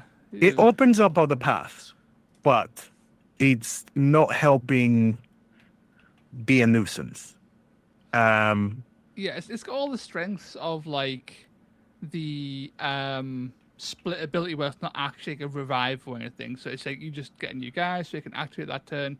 It has weird uses, but it's so much worse than it being a reaction. So much worse. Because as well, it's a blue horror. It's not pink, so you don't get two. You get one. Yeah, Uh, get the one little brimstone. the only positive that I can see, the only thing that you could maybe do and be like a bit cheeky about it, is taking damage, and then on your round, running the full 8, and then splitting within 3, so going 12, and then running another 8. In which case, you've ran 20 inches across the board. Is that Yeah. worthwhile? Possibly. Maybe. Yeah, in some universe. But yeah, no, it's super interesting. I noticed the old cast Renaissance Warrior Chamber list. Knight Arcanum, Liberated with Warhammer. Oh, excuse me. Liberated with Warhammer and Sigmarite Shield, Retributor Prime, Liberator with Warhammer and Sigmarite Shield, and another one, and then a Prosecutor, the old style Prosecutors. So, tank with a Jaguar engine. Toughness, what, 5 or 6? Moving 10? 30 wounds? Or 20 something wounds? Pretty good. However, as a list, Where's the damage? In the Yeah. 6-man list, where's the damage? Knight Arcanum can do some from a distance, but like, where are the Starsoul Maces? They have to be in there. At least one. At least one. Ideally Well, I mean, two. you know what? I could say that before. I can't say that anymore. So, but before we get to our failures, we're going to move on to our successes, or your success, for Road to Defiant Edinburgh. Yes. We finally made it into August. Again, one of mine in Edinburgh this time. 3 missions, 8 players, and it was the same total pack plus a custom mission. However, the second event was a bit more predictable because there was a waiting in rolling the dice between the 2 missions every round. The mission that had already been played would be more difficult to select. It was a 2/3 chance for the one that hadn't been played. And I'm happy to say that both missions were the other missions. So all of the missions in the pack were actually played, which is not the tournament pack, that is, which was nice. So moving on to the place, onto the positions, the positionings, the rankings. I don't know. WorgamesOnToast on first with Horns of his shit. Yay. What happens when he takes a better list? Then Sometimes. Not all the time. on second place, we've got Nacho, the head knight of paint. in second place with Sybarites, going 2-1. Then we have our own Badger in third place with a really nice Dark Oath list. Dimitri with his Slanesh Cavalry list took Best Painted. Beautiful. And It then was so cool. we have So cool. Anastasia as the favorite player. We had Power Struggle, Stand and Fight for Profit from the Toad Pack as our missions. And this time, I did manage to get you to let me take a picture. That's true, unfortunately. And chat, I will draw your attention onto the top right, which is a fantastic metal model of the old Chorfs. Is it the old Chorfs? It is. It's from the 1980s, so it's probably made of lead, Oh. and everyone was slowly getting poisoned during the event. He's playing the long game. I kind of loved the rocket launcher. Like it was great. So good. It's Um, inspired us to replace every model in that warband with an 80s style Chaos Dwarf that's relevant to like the model that it's replacing. Because it'd be so cool. I don't really want to picture an 80s Vexmore. I don't know if they could produce that these days. Bull Centaur Hmm. would probably fit. Yeah. An metal Bull Centaur. Because they were like quite small, so they probably fit on the same base. Fair enough. It was it's a pretty list. I really like the gold. I like the blue as a secondary color, and it matches the purples and the blues of like Vexmore and the rest. So it's nice. I like the basing as well. But yeah, do you want to talk to us about it? Like, Yeah, I'll keep it short. I called it pre-Chorf control. Yeah, it's just control. You've got Flame Mouse controlling space, Vexmore controlling space, True Blood controlling space, and if you approach it, you probably die, and if you run away, it'll probably just catch you and burn you to death. And it's basically what happened. The highlight of the game was probably game 1, round 2, because Matthew walked a brute boss and a gut ripper boss into Vexmore, expecting that would be enough, and not even close. He killed them both in one turn, as in the same turn they both died. That's 50 damage in one turn, perfectly landing the killing blow on each. was that crit hit on both of them? It was 3 crits on the brute boss. Then it was a crit and 2 hits on the gut ripper boss. That'll do it. The perfect kill on both. See, I'll be honest, you were super lucky because if I was around and I saw you roll on an attack with Vexmore, 3 crits on 3 dice, It happened. I would in have banned you. Southampton as well. Also I would have been against like, yeah. Schoolboys. Apparently, Vexmore will roll 3 crits on his first attack against Schoolboys every time. Because it happened in That Southampton as well. is. Oh, what a start. Yeah. No, I played against this list. It is nasty because you don't know where to go first. You either have to put a bunch of stuff into killing Vexmore, or you try to like seek and destroy on the demolishers. And the entire time you're trying to do that, you have the True Blood just kind of tripping you, just coming through the back and just kind of taking your feet off your way. It is, yeah. The biggest weakness of this list is playing it too much and getting too cocky with Vexmore, because in 90% of games you can throw Vexmore and not care, just throw him forward, and he will be fine. You'll kill whatever he touches and it's fine. And that small percentage where you can't do that and he dies first is terrible. But also you need initiative nearly every turn. It's super important, and that's also balanced by the fact that you also need high triples for your flamethrowers to pull off. So you're investing in high triples, but also praying you also get initiative, and it's like that doesn't really work. because you want your True Blood to net and then not get killed immediately on the next turn. So you want like net, then go again, then net again to lock them down for as much as possible. Or get those really good flamethrowers off when someone deploys on the board, when they can't do anything about it. Yeah. Like in Heartbreaking. game 2, when a Demolisher did 19 damage to a Protector, and was it, I think it was 11 or 12 damage to the Paladin next to it, from a mixture of a triple and just shooting. Yeah. Which feels amazing, but in a really bad way. Cooking those paladins is rough. A big hello to Long Run Hobbies in the chat, who I will assume has only just recovered from running the event down in Southampton. Welcome. We are getting closer and closer to the September event. But yeah, well done on this, Toast. You on that day you came in like very, very focused. So it was nice to see.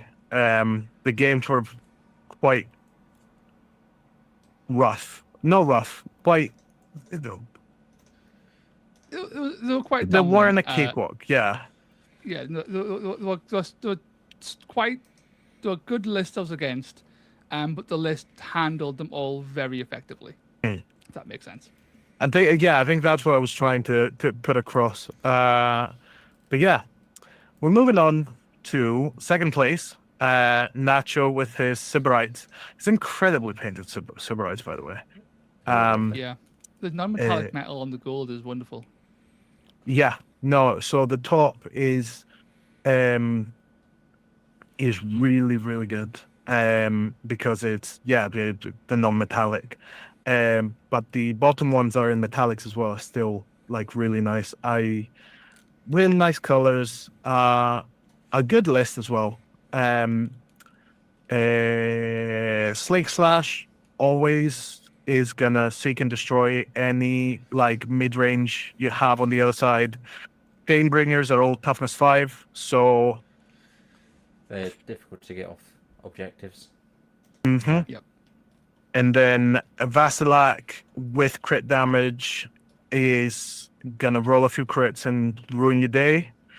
And the Homunculus is there to just run around and be a nuisance. Yep. Yeah. Sounds great. I think you both played Nacho. Yes. How did you find the list? That was my one loss. It was really quite frustrating running into Slake Slash. That was he was the only one who managed to really do any damage throughout the day to the FOMO, and he took him down. But because I was playing quite conservatively with the FOMO, he managed to seize initiatives. I think the FOMO lasts until turn 3, but he seized initiative both turn 2 and 3, I think. Activated Slake Slash, and then mathematically I'm like, okay, have to counter with the FOMO. And then he rolled really poorly and wouldn't have killed the FOMO anyway. So I'm like, if I hadn't done that, I could have crushed him and moved on. Because I think it might have been Vasilak got by a turn 1 FOMO rampage. I'll do it. I'll do it. I can't remember if it was him or one of the Painbringers, but someone in nice armor. I'm looking at it and I'm like, I don't remember Vasilak in the game, so I think he may have been the turn 1 bodying. I think I'd have remembered that, because that is, I like getting off my turn 1 FOMO into a leader of some sort. But no, between Slake Slash in the middle of the battlefield, just tearing things up, Tanari into the Painbringers was rough. Yeah, like she stopped them getting onto objective for a long time, but she was sitting there with 2 Painbringers, kind of not able to do much to each other. Because they're T5, they're only strength 3, right? So you can't hurt them, but they can't hurt you.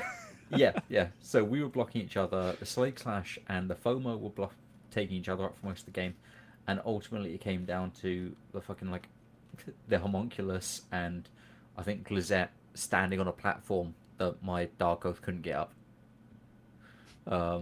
And that was the points that swung it, is the fact that he had the mobility.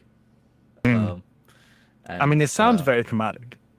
It absolutely was. It was also deeply frustrating because it was 4 inches. You using the bonus on the War Queen didn't help. Yeah, because you can't stay up, like halfway up. Yeah, because they couldn't stop during their bonus move. So it's like, well, okay. If she can't take you down, then we're kind of stuck here. And there just wasn't enough room left on the platform for anyone else. So it was a very close match. It was a fun list to play into. Yeah, space management on platforms is like really can be super useful. Yeah, I got it spot on. It was the Painbringer. Yes, I remember. Yes, the Vassalite was over on one side for the whole match. Yes. That's why I think we managed to just skirt around him. Yeah. For the rest of the match. I think there was treasure and objective over there. Yep. So yeah, I luckily didn't have to contend too much with Vassalak, but that Slake Slash is rough. Oh yeah. Just this is my game 3, and it was a treasure mission, which is always a bit scary when you're against a warband that's quite fast, and my warband is not. And also Slake Slash is a persistent threat that can just eat through all your flamethrowers, all your chaff, and I could be just left with nothing to do. So turn 1, I ran 10 inches and netted him in deployment, with his back to a Vexmore walking on turn 2. And that basically pincered his whole, because he had his guys coming up, all my guys moved to where Vexmore was coming in. So his 2 deployments got pincered between my 3 deployments and destroyed very quickly. And then flamethrowers positioned to stop this guy's advancing forward, and Vexmore moved to sort of like control space, and he couldn't really get to us. So it was a very difficult game for Nacho. So he went from early on going, oh, this is really bad now. I'm going to try and get as many kill points as possible because I can't catch up on actual victory points, because it was all I had 4 of the 5 treasures in a cluster surrounded by guys, so they couldn't get reclaimed basically. So it was a very very quick game. It just came down to Trueblood. Trueblood's a dickhead. Just pick the thing you don't want to deal with, and then you don't anymore. Was it? Yep. I'd say that I think that was one of my major misplays. I had the opportunity to pincer Slake Slash between Tanari and the FOMO. Yeah. I think that would have cleared him off. But I sent Tanari to play Interception to protect an objective. Yeah, because Slake Slash is very damaging, but with only 22 wounds and toughness 4, you can kill it quite easily if you put like a little bit of pressure on it. I think knowing that for future matches up against Slake Slash, because I wasn't massively familiar with the Cyberites, but that's It it's was a very manageable once you know how. It was a good list. Very good list. Beautifully painted too. Yes. So I was on mute. So I was too busy looking at Cyberites list. The Dread Pageant, I have a lot of fun there. Yeah, no, it was a very good list. And there was one thing I noticed. So there was one thing I noticed. I don't know if it happened in Badger's game too. Is that Nacho may have forgotten to use the battle trait Pain-Filled Rapture. So whenever they get hurt, you can choose to take even more damage, regain +2 attack, so your next attack action. Yes. So on things like Painbringers, who already have 4 attacks, you can utilize their massive wound pool to just like generate a ton of extra attacks, and then use their ability to gain +1 damage, +1 crit. And then suddenly they're on like 6, 8 attacks to 3, 5 damage or something. Even at strength 3, that can just blow something up, right? One Basilac can blow something up, or Stick Slash and stuff.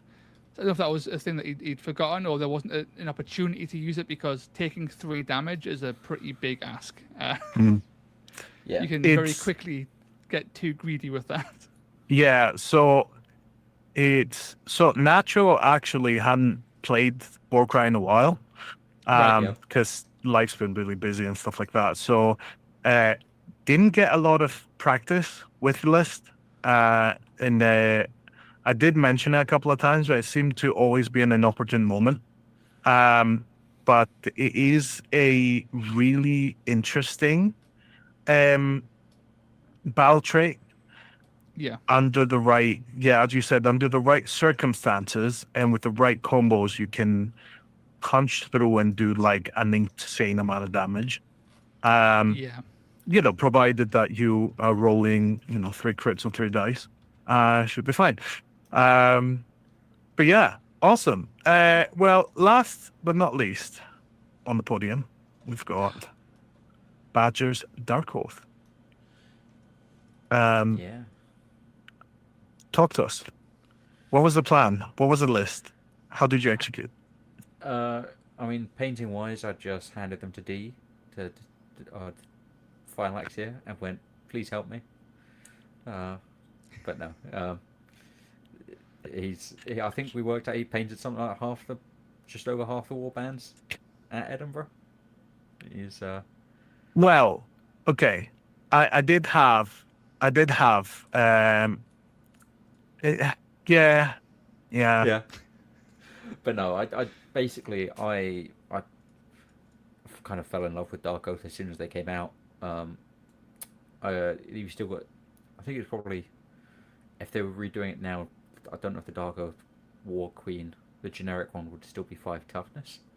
I think there are some oddities in the list from the way they've done the releases on the Dark Oath. But no, I just they've got some really solid T4 chaff for holding objectives at only 70, 75 points. The 2 War Queens, I never actually named the list, but I think in the final game in Edinburgh, we kind of managed to arrive on the idea that it's just my big baby boy and his 2 mums. Was the narrative that we was developing.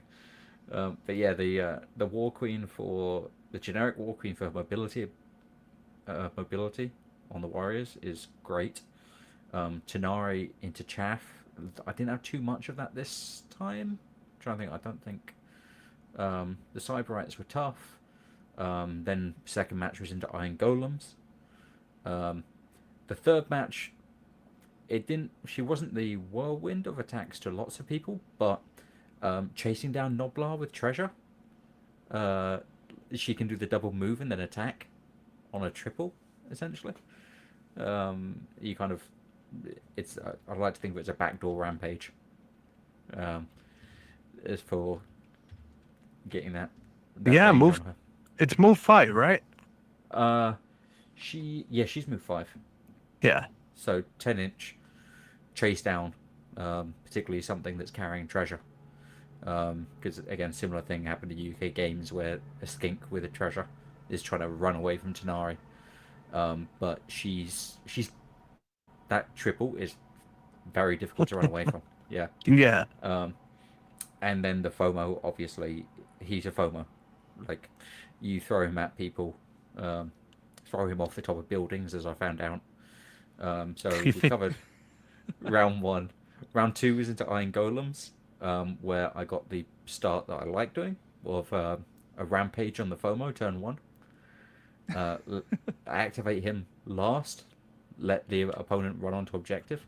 He ran into the Iron Golems and killed the Dominar straight up, which really helped take this thing out of the list. And because it was the Dominar, 2 Ogre Breaches, and I can't remember how the Legionaries were split up. I think it was just one straight with up Bolas. Legionaries. Maybe one with bowlers gear. There's one with bowlers. They were tough because Tanari ended up sitting on an objective with 1, and that toughness 5 is just it's a very resilient little chaff. If you've not got something big to split it.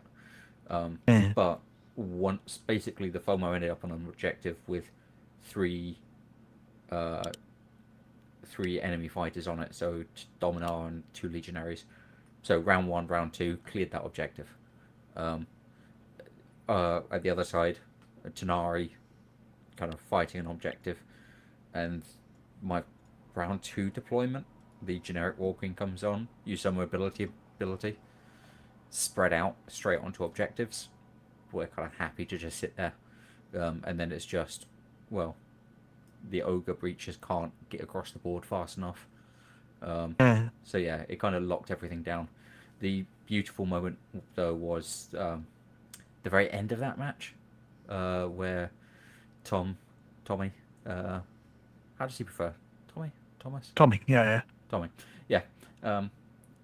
He had his 2 ogre breachers sitting on the center objective, and because of the density of the terrain, I could not get the FOMO through the various fences. So he climbed up a platform, jumped, fell, and was just outside 1 inch of the ogre breacher, the closest ogre breacher, and then I had a rampage left, where he managed to run past the one with 29 wounds, ran into the one with 28 wounds. Sorry, I'm trying to think how it went down.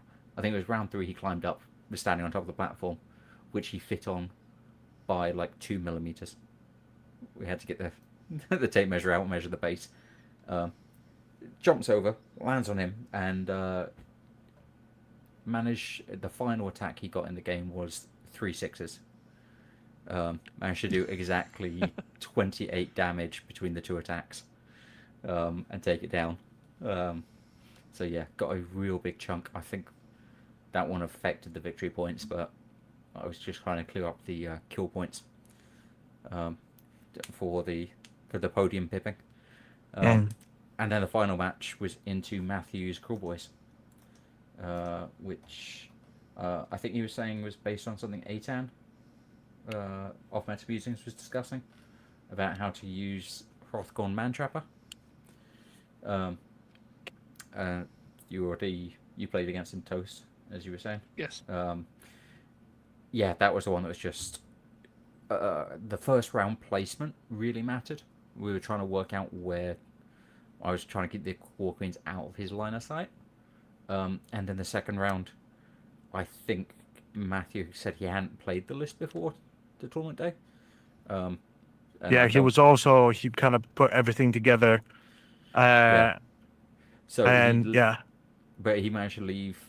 He basically backed Hrothgorn up close to the board edge, so the FOMO deployed into him. And once that happened, he didn't get another shot off, I think, in the entire game. So it's he managed to throw Quiv between the FOMO and Hrothgorn at one stage, but the FOMO used his Stampede ability and crushed Quiv to death. FOMO has a Stampede ability? What? It's not a Stampede. It's basically when you end your movement, you do points equal to the damage, to the ability. Oh, yeah. So I did that, and then kept running through. So he just rushed through and just kept the Mantrapper locked down. And I think that was, once you've taken him out the list, the Brute Boss by himself doesn't have the legs to get across the board. Yeah. No. The Gut Ripper, I think, got Tanari'd. And then after that, like all the Stab Grots and things were fine being picked up by regular Dark Oath, or Tanari when she had a spare attack to swing. But yeah, once you take the Mantrap out of the list, it's and I think 2 out of his 3 matchups, I think we identified that. Yeah. I don't remember. No. I think he played Anna in the other one. Yeah. No, the amount of points in that is it's a lot of points to be locked up. And I've had tournament games against a similar list to that. And if you manage to throw something big in front of Hrothgorn, the melee profile is not gonna cut Yeah. it when you've got another like Titan, or even something like, in my case, it was the Star Soul Mace Paladins. If you can count better than a 2/4 on your damage, then if you're up close, you might stand a chance. Yeah. But the throwing Quiv in front to be eaten by the Fomos, again, incredibly thematic. Oh yeah. And a great Absolutely. move. A great I, move in the game. I honestly think he would have had a lot more luck if he'd stuck Hrothgorn on top of some terrain and ran him more towards the middle of the battlefield and just played with it in those few inches of movement amongst what was kind of in the melee. I Yeah. think with that list as well is that on the surface it looks incredibly strong because Hrothgorn is really, really good. And getting 3 shots up with the reaction is really good on paper. In execution, the amount of incredibly specific model placement because of the bubbles in play. Hrothgorn has a minimum range, so it's very, very possible, and I did this myself, to move in a way where he can react, but he can't shoot you because you've positioned Hrothgorn wrong and you're within his minimum range, so he can't shoot you. And it's much more difficult to play than it looks on paper. It's like, big 4/8 gun. Yeah, but it's a big 4/8 gun that you've got to position very, very carefully because people can mess with you. And if you get locked up, you're kind of screwed, as we saw in Badger's game. In my game, I just netted him and then stood 1.1 inches away and killed all of his friends around him with the True Blood and just netted him again and again when he was out of range to fire at anyone. So he didn't actually do anything the whole game. Yeah, I do wonder if he would have been better sticking, if he was going to stick the brute boss in there, stick him in the same deployment group as the man having the trapper. brute boss there would make it much, much harder to lock him down because you've got that massive threat that if you come near him, he's got to smash your teeth in. Yeah, he needs a friend to back him up that isn't Quiv. Yeah. Quiv doesn't do it. I'll say, Longmire Hobby is saying that running the Dark Oath at a few tournaments, the Marauders melted just a little too quickly and got so easily countered to oblivion with the Strength 3. I will say, I always try and do it the opposite. I very rarely rely on their attacks. I am just using them for countering people as much as possible. And if possible, I don't mind them dying because I like getting the doubles. Getting from their reaction on their death. I see them as the resource to then fuel. Sure, you give me if I haven't got the triple or whatever to do one of my Warcry abilities, I can get another double to. Cool, I'll have an extra attack on a FOMO or something, or an extra bit of speed.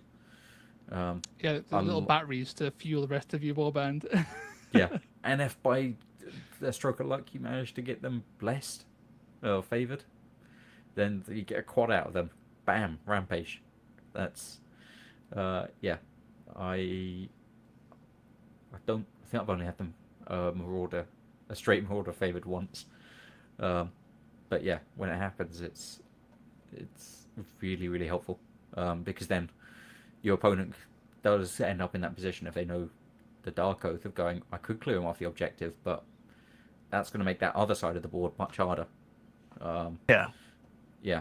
Yeah. And I only ever run them as well with I try to always back up sword and shield where I can, sword and spear where I can, because yeah, just having one slightly outside of reach, that usually is enough to be annoying. It's trying to see if I've got any other notes on there. But no, the Dark Oath, the thing I love about that list, I was saying on the day, was I never look at my ability die and don't know what my ability dice and don't know what I'm doing. Like, if I have a triple, I've got 3 different units that can make something good out of it. If I've got a quad, I've got a couple of guys that can use it really well, and doubles, I've got plenty of, round one doubles. Sure, I'll oath a bunch of guys. You kind of That's a good thing. That's something that doesn't happen very often. That you have a good use that's going to last you the game on round Yeah. one. Incredible. the ability to basically pay it forwards. Yeah. And that also generates doubles when you're favored. It generates more when you then die in later turns. Yeah, I'm just very, very fond of the Dark Oath. I think they're well executed. I don't know if I'll ever really run like the Fell Rider or something, because I don't like dropping the toughness for that extra mobility. I think with the way I've got them paired up with the heroes and allies, they work nicely as little guys just poking their spears around the edge. Hey. Yeah. Lovely. So I got a glimpse of the time, and as per usual, we are running behind. I could So talk for ages on the Dark Oath. There's so much fun. I mean, they're really fun and they're really well designed, and I think it's taken a bit of time for people to like catch up to what you can do when you put them in the right order and you like play them a lot. I think it's difficult to build a list with them that doesn't work at all. I say there's not too many obvious traps or anything. You see people playing around different things like the Wilder Fiend with a Master Molder and stuff. But there's a lot of fun going on there. I wish they had a battle trait, but that's true. Sorry, Long on Hobby saying movement 10 and lots of wounds, but I don't know. I never want to get them too far away from my War Queens. Mummies will protect me. But yeah, I think Dark Oath have a lot of really fun things in them. And Yeah. what I struggle with, because I'm greedy as fuck, is that I want to take all the fun things at once and I can't. So I really like Tanari. I like Gunnar Brand, which no one likes, but I really like Gunnar Brand. Singri is great. Broken Nadia is fantastic, right? Like, there's a lot of like little ways and things you can build, but you just can't fit them all. That makes it very sad. I mean, I could be convinced to just run the whole Oathbound at a narrative. I think that would be a lot of fun. Even Dendrill's good. Like, no one talks about Dendrill, but Dendrill's like completely passable as like a mid-rangey guy with a decent enough ability. Yeah. And I'll say Dendril, those extra wounds, and more importantly for me, that extra base damage going up to a 2-4 instead of a 1-3. Because rolling hits and just doing 1 point of damage in a whole round sucks. Like, Long on Hobbies is correct on that. I just really hope that all future warbands are designed in a similar way to how they've made the Dark Oath, where you've just got lots of fun interplay. Yeah. No, I think they were definitely cooking with Dark Oath.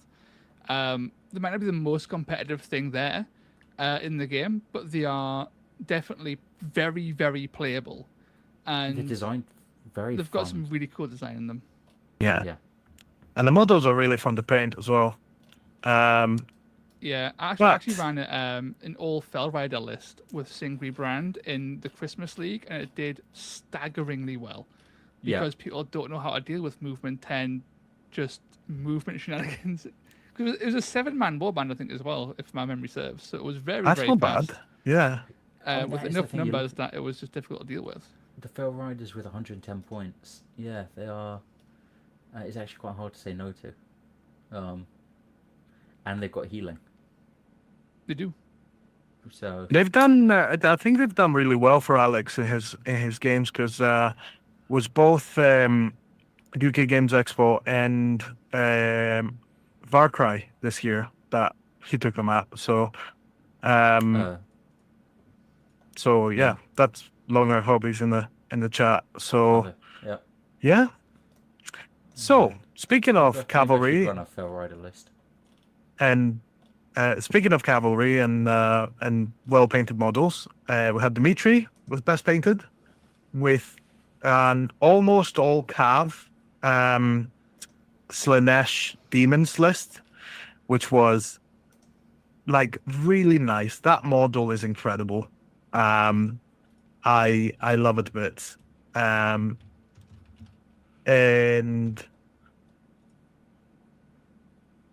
frustrating to play against, I'm sure. I've played a couple of games against like similar lists of Dimitri's, and everything being able to just kind of like barge through and get to you is kind of wild. You don't know where to set your defenses because they can just run around them. Yeah, in a balanced pack that's got like I say balanced, but a pack or a mission that has both kill and like an objective or a treasure component, so you can still score points like killing. Cavalry lists are horrendous to deal with because you can't kill them. They will never be in your range to kill, and they will just go to places you can't get to and just mess with you in nasty ways, and take the objectives, take your treasures, and just chip away at the points in unpleasant ways to deal with. But this list actually has kill too, because the Hellstriders are decent enough, but the Fiend's quite good as well. As the Fiend's the main damage source here. I believe the Hellstriders can like increase their damage or like move and do damage when they arrive, sort of thing. They've got something for damage in them. There's a charge thing that is like triple value of dice damage. So they can spike when they need to, which is always quite nice. That's the thing that usually holds me back from light cav, is they very rarely have the strength or damage profile to clear something off. So having a nice bit of reliable damage on them is good. Yeah, as long as you can hit at least 7, like you've got enough models to cause enough disruption, right? You're not eating. Your model count hasn't like declined to like 5 or 6, where you just can't make use of that movement enough because your model count's too small. I say cavalry is also one of the reasons I am loath to jump wholehearted into a cavalry list, is how dependent you are on the terrain. Yeah. Like, you can, if you play the platform right, you can just not engage with them, which I think is what Nacho did for a good chunk of it. Yeah, just climb high, it can't get you. Yeah. If there's enough like scatter terrain as well that's not low terrain, then they have to go around it. They can't go through doors or archways, which are very common. Archways are quite common in a lot of terrain sets. So they've got to go like very long ways around. Also, their base shape. So people tend to accidentally cheat this, where a circular model, you can rotate your model and it makes no difference. When you rotate an oval base, you have to factor in the movement of the rotate, which a lot of people don't do. So it slows you down moving around terrain, because you've got like I'll go like 3 inches, an inch rotate, an inch forward, an inch rotate, and it's like all little movements that people just tend to eat up with illegal free moves. But it's not their fault, right? It's just one of those overlooked things on a base shape that's very uncommon, because there aren't that many oval bases in reality. It is that the rotation thing kind of gets me every time, because I have to keep it in mind when I'm playing Bloodbound with Kogorath, and it's annoying. It is, but yeah. One droider. So I was just having a look. The Hell Scourge with the 3-inch reach probably would deal with some of the platforming concerns on a lot of maps. Yeah, but actually, he loses the triple. Yeah. Right. Okay. The two in the middle, I think, were whips, and I think maybe the one at the end. The 3-inch range is pretty good. especially when you engage one of your other models in with a massive base, and then you can't actually get in. So Yeah. it's good to have that 3-inch reach to get over. I do Yeah. It was a good list. I do wonder how you get on running the Seekers of Slanesh instead, because they've got a double to add 1 to their damage on hits and crits for the turn with 5 attacks. They're only strength 3, but that puts them up to a 2-5 profile. Yeah, I mean the strength 3 is what does it with Yeah. with all of them. Is it's really difficult to get your attacks through, and it's really easy to get countered to death. So Yeah, and you're also dropping toughness on them. Toughness 3 on Cav is brutal. Yeah. yeah. 20 wounds don't last long there. Lastly, on the Edinburgh branch of Road to Defiant, we had Anastasia as the favorite player. I'm gonna put this is a very professional update. I'm putting in the model that we used for Tenya, Thrice Trusted. It was a Thunderstrike list, and Anastasia is my younger sister, and she's picking up the game. So had a really good time. Was very happy that she did, and everyone enjoyed playing against her. So it was really good, really good. Super happy, very proud big brother. So, did either of you get to play? No. No. Sad No. no. Yeah. I would have liked to, but yeah, that swiftness. Yeah, it was a. Yeah, it was a two shield, 2 hammer annihilators, and Tenya and a Liberator Prime. Yep. For those pesky, FOMOs, because you could just lay low the tyrants and do an insane amount of damage, which I think happened something else. I think it happened with the Breachers, because the last game that Anna had was with Tommy, and I'm fairly sure it was a draw. It was a slugfest, but I think one of the Breachers run up at an Annihilator who was on 10 wounds. And I thought, okay, well, that's a game. And I think it was a quad 6. Just immediately just absolutely obliterated that Breacher. And it is a true statement that you do not turn your back on Grand Hammer Annihilators. Like, you just can't. You just can't do it. I was hoping for an early matchup into that, because I've usually been quite lucky throwing my FOMO into Stormcast. Just making sure that you have the attacks to get through them before they can hit back. Yeah. Obviously, if that doesn't happen, oop. Yeah. It's worked so far. No, that's the point where like Stormcast have a ceiling for damage, and after that they have to either bunch up or start shenanigans and bonus attacks to be able to do anything like that. And it's a 6-man list as well. I tend to just like try and pick off 2 and then hold the rest up, and that can usually secure it. Yeah, there's ways to play around the 6-man list. I can give you a lot because of all the people that have completely thwarted my plans playing Warriors Chamber. So yeah, great event again. Well done to everyone. And basically that has put us on to Defiant next month, which I'll talk about later at the end.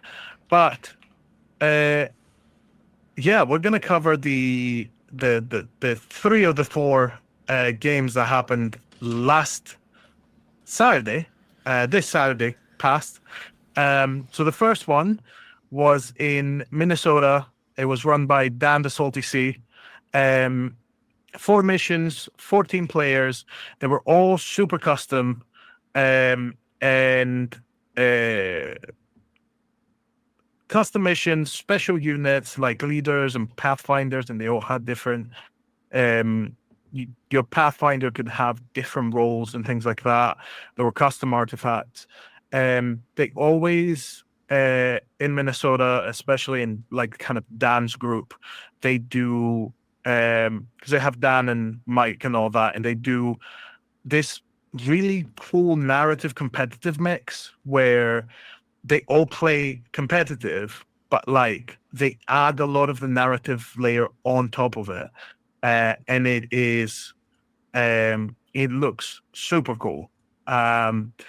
But moving on to placements, we had Andy with Soulblight Gravelords, going 4-0 with Zundara and zombies, Dentalos and zombies, a Gorath plus attack, and the Harvester. All of them underworlds. Seeing the list that has Zundara without the werewolf guy always makes me sad, but I can see why. This is super efficient. Yeah. Phil Lane's not an efficient pick. Most people won't take him, sadly. But I was gonna say Dintalos, we were talking about the mad shooting attack, the strength 5. Strength 6, sorry, yes. Ridiculous. And all of the zombies are just very good value. Very good value. So the Harvester kind of stands out as a lonely pick. I mean, Gorath is a very good shout with plus attack. The Harvester seems, a bit alone thematically. But it's a skeleton, right? They're all super efficient. We had, in second place, we had Matt with another interesting dwarf list with Dispossessed, Warden King, Sireni and Sephanier, Annie Prime with Shield, 3 Ironbreakers, 2 Longbeards with axes. You have speed? It wins objective missions. Yeah. Well, and it the Ironbreakers... It has enough kill on it. Yeah. The Ironbreakers and the Longbeards are good. The Annie Prime with a shield can be buffed by the Warden King to crack high toughnesses while having a stupidly high toughness themselves. And then Sireni and Sephanier are there for like the speed and the memes. So, yeah. Yep. It'll do it. And then Ashton with Soulblight Gravelords, another 3-1, was an interesting one. So, I love this list because people don't tend to take regular zombies because people like skeletons more. I don't. I like regular zombies. So many regular zombies. I'm so happy to see them. Yes. So it's 5 zombies, a White King of Steed, a Vargskir with plus attack, 3 Shield Graveguard, which was an interesting pick, and a Direwolf. The Direwolf's there for speed. The zombies are there to gunk you up. The White King will walk in and cause trouble. The Vargskir with a plus attack is like the Vargskir stock, like 2 attacks is disappointing. As someone that used to run Vargskir, because I painted one really nicely and I wanted to use it, and it just disappoints. The 3 Shield Graveguard is an interesting pick because everyone goes for the Great Weapon, which is 3-5-2-4 is really good if you're really wanting to cut through chaff. The shield ones are pretty tough. And for skeletons, especially when you can stack all of the skeletons, all of the Soulblight stuff, I can see how they just don't die. And if you need to bring something back, you'll just bring the zombies. You'll not bring the Graveguard. So, Well, I muted Yeah. myself. Yeah, and there's still strength 4 on the shield guard, so I'll get decent matchup against other chaff. You can- they kind of there, I feel, for the counter charge. Like, they will sit, you put them where they need to be, and they're a fantastic roadblock. Yeah. But yeah, awesome. Great. I really like the direwolf inclusion because direwolves Yes. are great. Sorry. They're so good. I think a lot of people know they're good, but they don't often make the cutting list, sadly. So I'm glad that it's here because it's a fast-moving, durable, not beast, so it can take treasure. It's amazing. For That 85 is points, I'm sure it's moving 8. very And interesting. It can take treasure because it's not a beast. It And is has- moving 8. And it has the thrall reaction to be able to move and attack if you move next to a hero. So it's got a lot of like little utility to it. It's still a lovely little piece.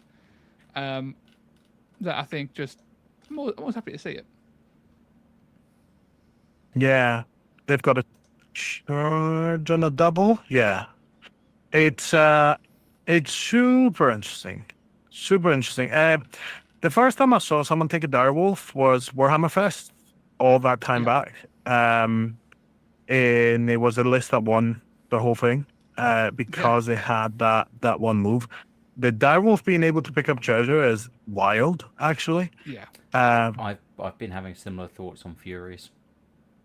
Yes. About Furies are wonderful for that as well. Yeah. I was going to say Furies. They're more Seem- expensive. They've got fly though. Yeah. But also I can see Furies picking up treasure. They have opposable thumbs. Oh yeah. That's true. But just mechanically, they do. Yeah, Yeah. they're decent. Oop, Badger's vanished. Oh, goodbye, Badger. But I'm a huge fan. I'm a huge fan of just like with fast cavalry, just a single, fast-moving, efficient little shithead.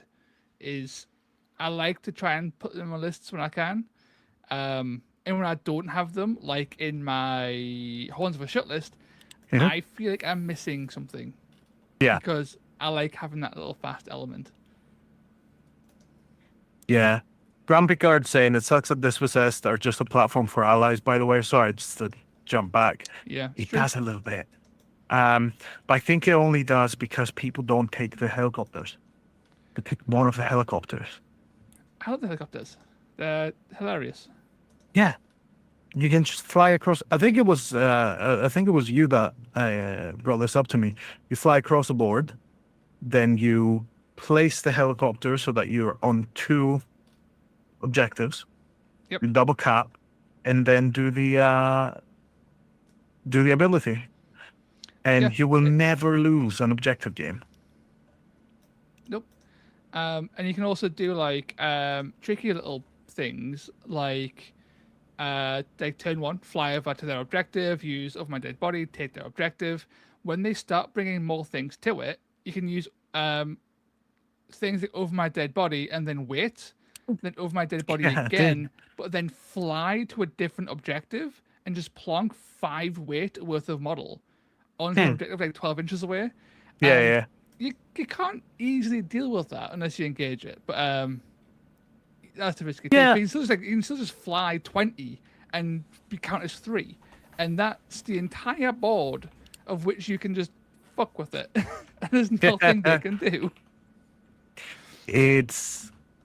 I wonder what their shooting is like as well, because they will have decent shooting. There's no They two do. ways around it. No, Oh, I say decent, like anything on a platform like that is like, 2, 4, 1, 3. Yeah, well, yeah.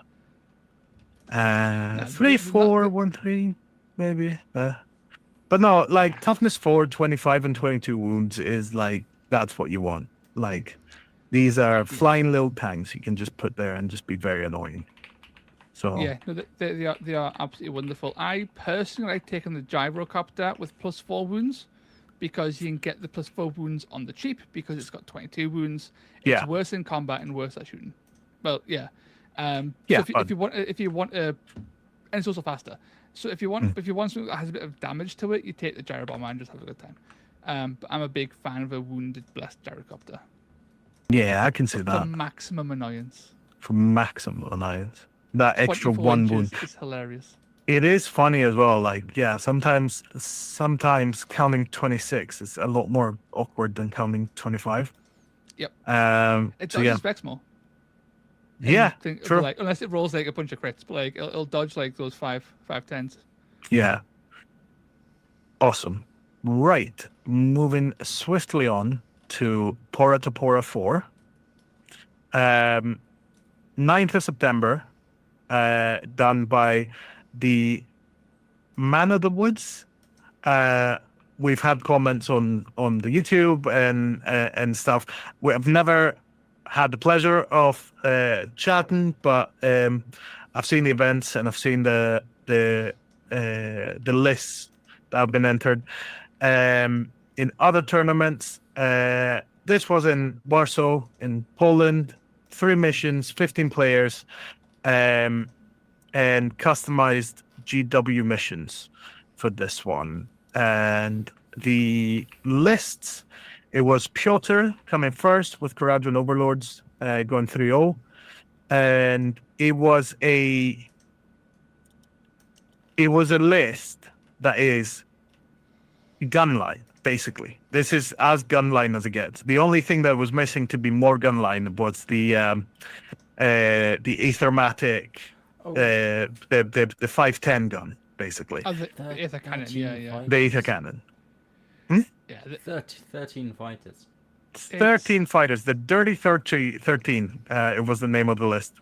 Arcanaut, Admiral with Strength, big thumbs up for me. I've done this before in tournaments. The Admiral needs that to properly like put the damage through. 2 company captains for the profit, 2 Aethermatic volley guns, which is an extra 30 points for like 15-inch range and an extra attack. 2 Sky Pikes, which Toast, we've talked about this a lot. Sky Pikes are great. really good. Really cheap 2-5 profile that you can bless to 2-6 if you're mean like me. I take 3 in every list, 1 for each deployment group, just to be a tit. Because it covers you. You can just have them behind, just stabbing in. And then Garrod Elenson is the privateer from the Underworld's Warband, and then another 5 privateers brings us to 6 dwarves with pistols running around, being very annoying. Makes sense. Hate this list. I love it. It's good, right? It's a good list. Yes. But I hate playing this kind of Caradon list. It's just so irritating. But it's It because boils my piss. but it's very good, because though. it will just project everything. But that's the thing. Like, it ties into what you were saying before. Almost no one plays fast deadly cavalry, right? The last time we saw people playing that was when they were running Slaves to Darkness, when they were running like the list that had Vanguard and Nephilim, right? And that's a list that could possibly do decently here, because you just push the Vanguard into deployment of all the guns, and you just watch him as he's eating the dwarves one by one. Not without risk, because they might still just roll a bunch of crits. But just cavalry. Cavalry is the way. Yeah. Then And that is Shrouds flying in, absorbing all the bullets, and then just like hitting one dwarf and healing back to full. Yeah, that's even worse actually. Thanks for reminding me. I'm still just angry at the model. I will not play it. Upsetting. What do you mean a 28 wound model can take 55 wounds in a game and still live? Yeah, chat. That was me. Moving swiftly on. Mateo's in second place with Iron Jaws, 2-0-1. 2 wins, 1 loss. Mega Boss, Odd Boy Boss, Rager, an Ard Skull, and Thug, and a Brute with Gore Chopper. It's Odd Skull is such an interesting model because he's technically a Brute. Like, he has the profile of a Rager. Doesn't have any of the abilities of the Rager. But also doesn't have, like, a lot of the utility of, like, a Gore Chopper Brute. So you're just kind of stuck somewhere in the middle. It's a nice model. It's a really nice model, actually. But, yeah, it's kind of sitting somewhere in the middle. Thug, on the other hand, incredible, really good value, brute that will you mess in and like tank a bunch of stuff because he has slightly more wounds, and you know the Mega Boss is the Mega Boss, and the Gore Chopper will cleave you in twain. It's a good list. I'm always surprised when I see brute heavy lists because historically I haven't seen them do particularly well. So it's really cool to see one actually like perform, right? But yeah. Not getting a loss. Fairly expensive, right? Yeah, they're fairly expensive. And their damage output isn't necessarily all that high. So you're taking a very small warband by taking all these brutes. But when you can pull it off, which it did, it's really cool. And the Mega Boss is always good. Good old backbone to any Iron Joe's list. Yeah. Awesome. Yeah. No, I 100% agree with that. They're good models. They're really fun models, really cool models to paint, especially the like Ard Skull and Thug being unique models, but the Rager is really cool as well. So like there's only so many Ard Boys you can paint before getting incredibly bored. But the brutes are slightly more fun, I think, because you get to do more skin and less armor. But keeping into Morgoth's crushes, but with a slight slant. Jade Trokim, Ogre Mo tribes went 2-1 with 2 Gut Lords, 2 Nobblers, Bushwhacker, Boggleye, and Morgoth. Dirty. Mean. Disgusting. It's a mean list. That's a mean list. That's a I am going to kill all of your favorite models. It's just its only loss was to another Ogre Tribes player whose list is the complete opposite. So Victor in 6th, 13-man Tribe list. It's all Nobblers and a Gut Lord. Okay. It's so cool. Now this murder list is like, I am not surprised it walked through nearly anything it touched because it's just, you can't kill them. They will outkill you. No matter what you are, they will outkill you. Yeah. Yeah, there's little to nothing that's gonna stand up to a Gut Lord. So it is it. Awesome. And two of them. Oh. Awesome. So we're coming up to the last one. Hoping to get through this nice and quick. Even though it was my favorite event of all of them, and it was Storm in the South too. 9th of September. Storm in the South. Southampton 9th of Skirmish August. Club. Did I? Yes, it's not September 9th.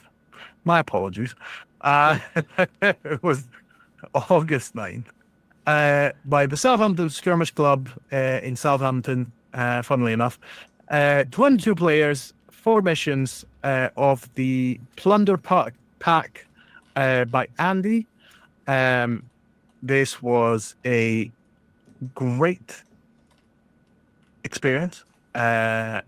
We had the pack nice and early, so we went through it. It's a pack that's built on the multiple paths to victory.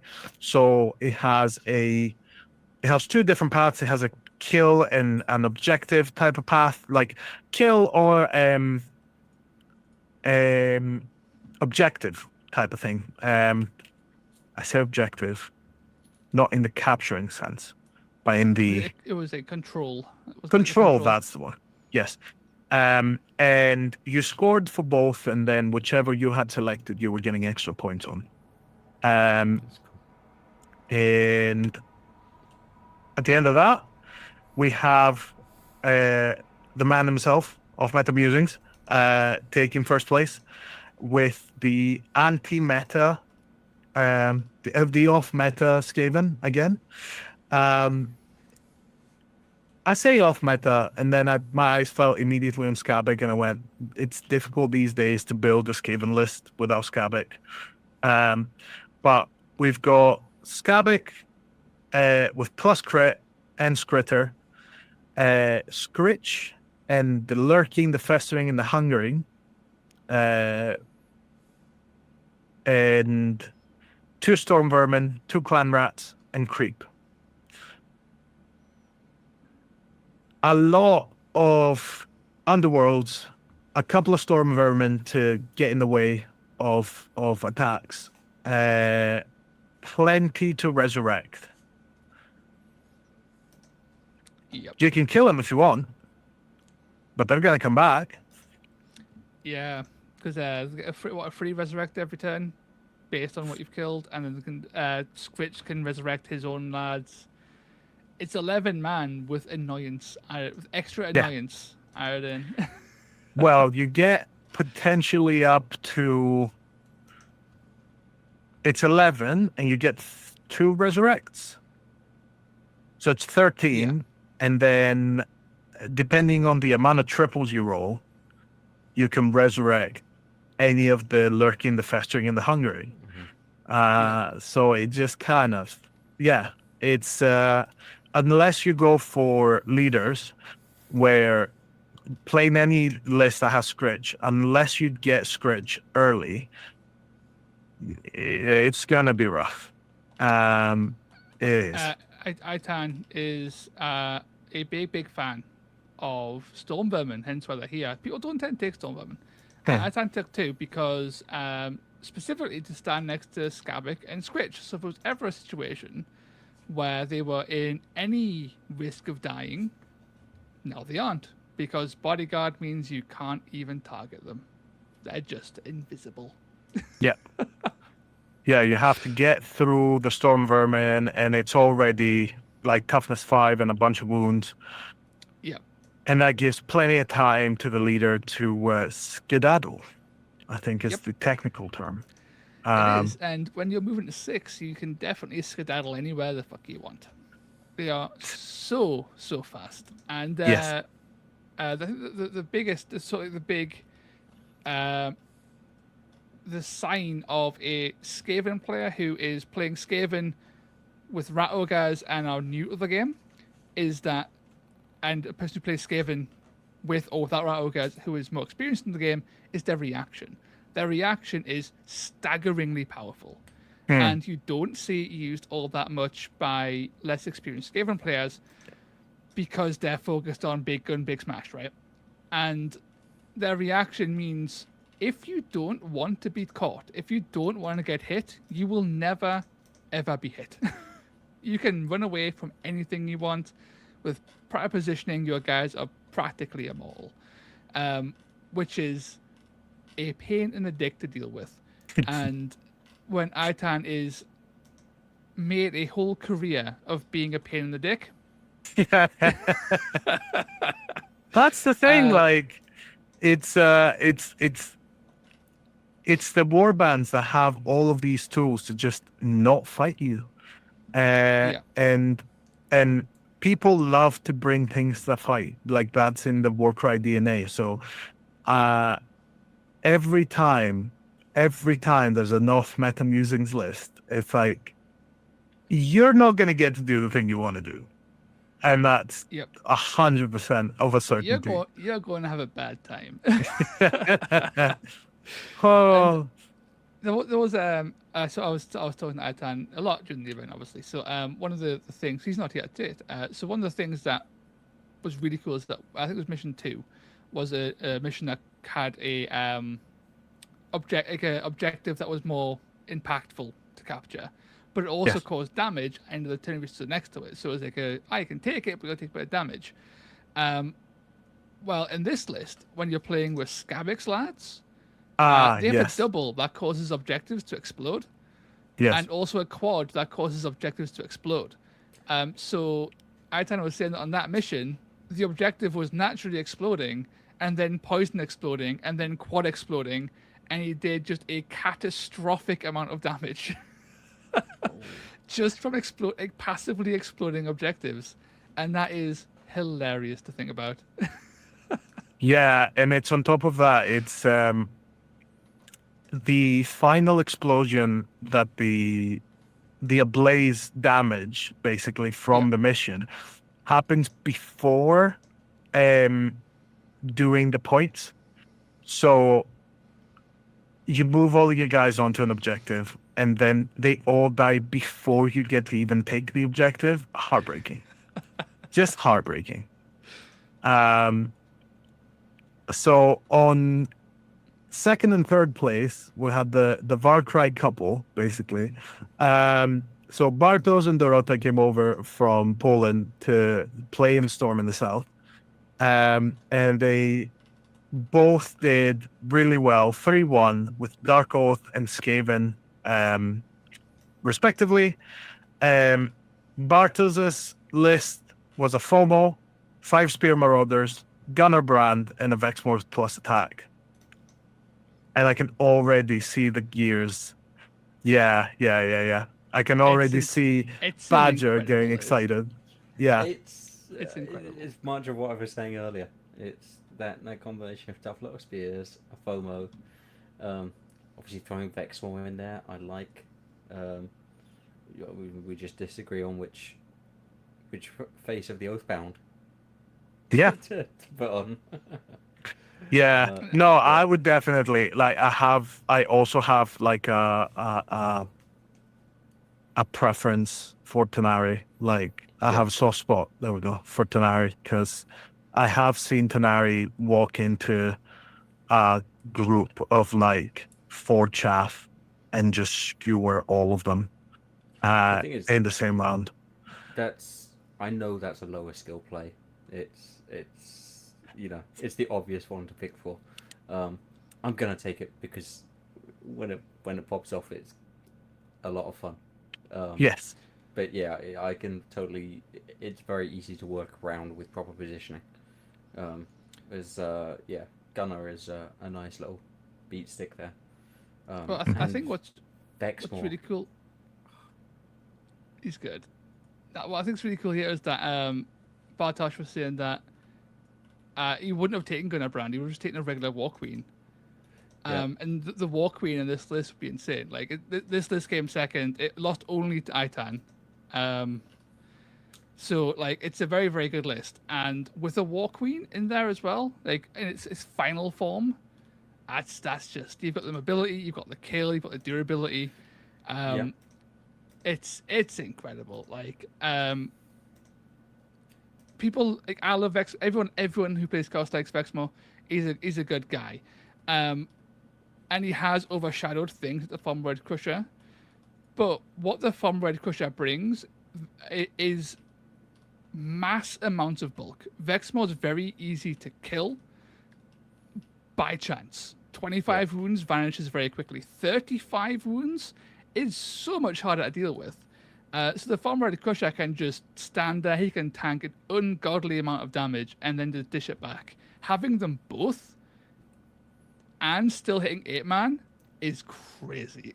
Yeah. Yeah. Such Okay, a good combo of just it's all the depth and durability you'd ever need in any list. Yeah. This could go toe to toe with most things and win quite I am- comfortably, I think. I absolutely favour the FOMO for exactly the reason you were just saying, Toast. I think Yeah. that bulk, just as a psychological piece, you throw him in there, and he will mess with people's battle plans, not in a mechanical way, but just in a shit. I need to do something about that. Which Yeah. yeah, Vexmore. I mean, Vexmore is a different flavour of that same thing, really.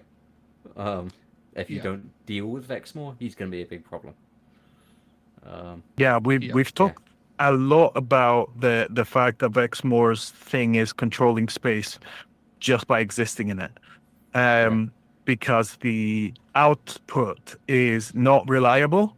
So, and as Toast said, like anything that is 20-25 wounds, a few lucky crits will absolutely demolish it.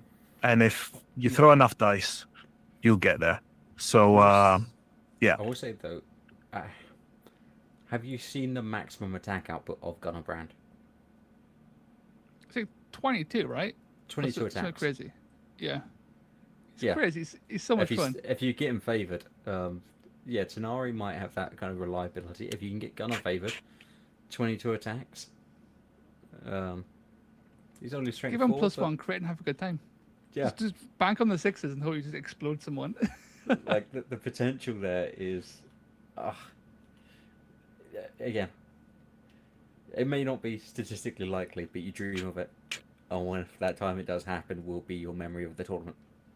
Yeah.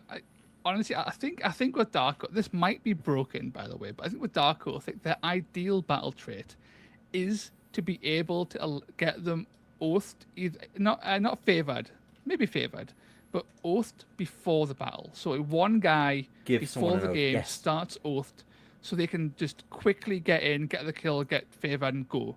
That would be so good. That is basically the same thing I was theory crafting, because it's essentially just saving a double, which is on par with a lot of other battle traits. Yeah. In fact, it's almost weaker than certain battle traits. It's definitely not. You don't get to wait anymore. I mean, if you want to get like, the power of Iron Jaws, like pick a guy they're favored at the start of the game. Good. Tanari favored from turn 1. 3-inch bubble of murder hobo. Ooh. Singri getting 12 bonus shots from turn 1. Let's go. Well, it also means that you get, if it is like pick someone to be favored already, you get to dictate which one of your tools you're going to need the most, and you get to pick it. Because like it used to be battle traits, divine blessings. Originally, the idea was that they would be flexible, which is why we have Flex Bless. But like that never really worked, because like it's so difficult to track. But there's a lot of maths to be doing on the fly. But just moving one token around. Yeah. I would drop my FOMO in favor of a Wielder Fiend to get that battle trait. Yeah, you could. That's what the battle trait would do. Yeah. Yeah. Like the Wielder Fiend is actually really good. Yeah. It's slept on a little bit now, but I think it's legitimately really good. And that quad is insane. Quad is incredible. You pop that quad off, and the game stops. Because okay, you stop having fun. This is my turn now. I'm going to have chain react things. I'm going to do massive damage. I'm going to do bonus attacks. You're not going to have a good time. Just sit back and just enjoy the pain. Yeah. It's disgusting. Like the fact that the quad, when I was reading it, I felt like I was like playing a drinking game. And you had to, every time there's a connecting word, you have to have a shot. Because it has, you do this, you can also do this, then you can do this, and then in addition, you also do that. And I'm like, Why did we put it all in one? Well, look, other factions get multiple abilities. We just had one. It's You need one quad. Don't need anything else. But it's super Um, thematic though. It's like really thematic because every part of that ability can be found on other abilities on other models. Hey, Right? It hits all it's got Nadia's flat damage. It's got the bonus attacks of Gunnar Brand of Tanari. It's got the activation mechanics of the Yeah. Dark Oath Warlord, what it's called, the War Chieftain. Like it has Huh. all those things into one ability and goes, do it all at once. hey. That's it. Yeah. and again the fact that if you manage to get a favored hero, they have to make the choice between killing your hero and then giving you a quad. Yeah. Activate the Will of Fiend. Yeah. Yeah, like that is not a fun dilemma to be placing on yourself. Sounds like a good deal, doesn't it? It's just beautiful design, like putting choices on the table. It's I don't know. No, It's more- that was specifically to poke See, fun at that us. but- is good design, Badger, and a good deal is fucking terrible design. Oh, I And love a use good it. deal. I use a good. I'm playing more and more KO now. In my spare time, and a good deal is just it is the most bullshit thing. It's It's a so good. lose-lose. It's So yeah. You good. get a little bit of something. Yeah. It's great when you have battle trades. Is basically the point. Yep. So yeah. Give me my goddamn battle traits. So yes, third place on this was Dorota with Skabik, 2 rat ogres, 1 melee, 1 gun, 3 clan rats, a pack master, and creep. And I wanted to say about creep, don't remember who mentioned it, that as a it was during the conversations of the weekend of I was looking at the list and I was like, Creep Kin Whisper is a odd pick. It's one of the kind of secondary models in the Underworld's Warband, which is all the ninja rats. Why are people taking him? Because there is an incredible triple that does a bunch of damage on low toughness enemies. Yep. I don't know. Yeah, like if you are toughness 4, you are a target for creep to potentially just one-tap you. Higher than that, it gets more unreliable. Toughness 3 things, you're fucked. Remove that model, it dies. Like, it's just dead. It's I'm sorry. the ability is a triple on 6 inches away. You roll 6 dice, and everything that meets or beats the target's toughness takes 3 damage per successful roll, for a potential total of 18 damage. Yep. You'll probably usually do around 9, but that's enough to take most. On a 4+, you'll probably do around 9, and you do a big chunk of damage on most. I mean, you take more or less half of a Stormcast down, and for a lot of chaff, there we go. That's the word I was looking for. For a lot of chaff, it will just delete them. Yeah. A good pick. Best case scenario, you hit a spider, and it'll guarantee die because you roll once, and it'll Yes. die. But as skinks are skinks, noblars, that kind of thing, or toughness, all those little toughness 2 things that are fairly common, can also just be insta popped. Yeah. Which is using a triple to do that might seem a little bit opulent, but at the same time, sometimes you need something to die 6 inches away, kill that 100%. guy for free, then attack that guy, kill 2 in one go, right? Like, Yeah. it can pop up. It's a really, for 75 points, like 5 points more than like a clan rat. Creep adds a lot of just like surprise burst that people might not expect, because it's a fairly uncommon pick still in Skaven. Largely because people aren't really buying like out of date ancient underworld stuff, right? So It is an older model, but still checks out.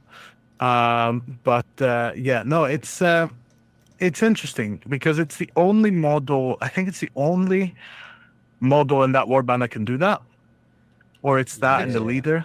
No. Is it? Yeah, it's both of them too. Yeah. For So 245 points. yeah, 245 is a bit much. So To it get can both of be 80. To get both of them. Oh yeah, but if you're in Skaven, you don't have to take the leader. So True. that's a tool in your you don't belt. necessarily want to spend the points on a expensive leader No, when you I was don't. want thinking to. of doing it Need the to. other way around, but because I'm now theory crafting about the couple of units that reduce toughness reliably. Yeah, Thedra does that Yeah, really well. I've got a Thedra on the shelf behind me that I'm looking at going. Yeah, do you have a creep model? I might have. It takes 2 triples, but when you can pull it off, it's hilarious. It's just I'd do it with their Witherlords and Rotmire Creed for lethal injection. Me too. That was That was last year's tournament, wasn't it? oh yeah, watching Kit dismantle that before I had a chance to put it together was brutal. Yeah. Yeah, but doing that with a 6-inch range on a model that's 100 points cheaper. Yeah. That's But yeah, no, it's what Grumpy Guard said in chat. Chaos really seemed to have really versatile teams with so many high places in different tournaments. And I think it is with Dark Oath, maybe not as much, because obviously like Dark Oath just have a very strong thematic, like yeah, it's not as broad. yeah. But Skaven, I'm still kind of the opinion you could split Skaven into two. you probably could, yeah. I don't know. You could probably split them in all 4, and it would Yeah. probably be fine. But I wonder if you made some abilities more powerful and more kind of fluid in the same way the Dark Oath are. Yeah, you could split them back into the clans. Yeah, no, you really could. I think it'll be if Skaven got a rework because they've got one of the largest model selections in the game. It's very unwieldy. I think you could break it up into like 4 really good thematic like warbands with they dial up the power of their abilities a bit and have like some really fun with that. I think it would be really cool. Yeah, absolutely. And not have anyone end up being like the Blades of Khorne demons of Skaven, right? Like let's avoid that. yes, that would be very sad actually. But no, I think they could do something really interesting with Skaven. I think the whole point on Chaos having all this extra spice does talk to the fact that Warcry was originally just Chaos. Like, yes, fundamentally, that's a major aspect here. I think it's a whole bunch of Chaos warbands have decently priced leaders, fairly cheap chaff, and therefore become really good bases to add in the variety of spicy allies that Chaos have access to. Yeah, and I think so much of it is coming from underworlds. There's bespokes obviously for Warcry, but also the underworlds, because it's easy to make them. Like, it's easy to sit down at a table and go, I'm going to design an underworlds warband. Where do you go for the well of inspiration? Chaos have so much depth to them. So much depth, so much breadth. Whereas, like, I mean, I'm always staggered at how many they've come out with for Stormcast. And I look at them and go, I can't tell. That's literally what came to mind. I was like, wait, you can't tell apart Stormcast with skirt versus Stormcast without skirt. Yeah. And Stormcast with cloak, but also Stormcast with cloak on only one shoulder? That isn't thematic depth to you? Yeah, I mean it's a shame because the one that I kind of jump out from me in order that I kind of want to see more of is Seraphon, having quite a wide list. Man, Um, there are so many dinosaurs. I know. Just like Maybe do We have more. 21 cavalry pieces. 20. Oh, something stupid like that. 21 cavalry pieces. But is You're it right. 21 cavalry pieces, or is it the same like 3 pieces 5 times because they have slightly different weapons? You're right, Toast. Yes. I should put together a Seraphon cavalry list for Tabletop Scotland. No. I'll No, probably end up having to paint it. I don't want it. I'm tired, boss. No, the painting must happen. It's either you or my toddler. I mean, yeah. Seraphon are beautiful models. You'd enjoy it. They. I've got my Huntsville Hanchy behind me. Just gonna add a Hydra to the mix, I think. I mean, it's a good list. It was one of them appeared in UK Games Expo. It was a wonderful list. Yeah, it seems like a nice little way to buff the Huntsville Hanchy without having to sit there and make Kit Bash 10. He's 13 Haunches Claws. The Ennis, was it Ennis that did that? Oh, I need to check it now. 1 second, and I will double check. But I was gonna say that's us It was Dave. having. Was it Dave that had it? Yeah.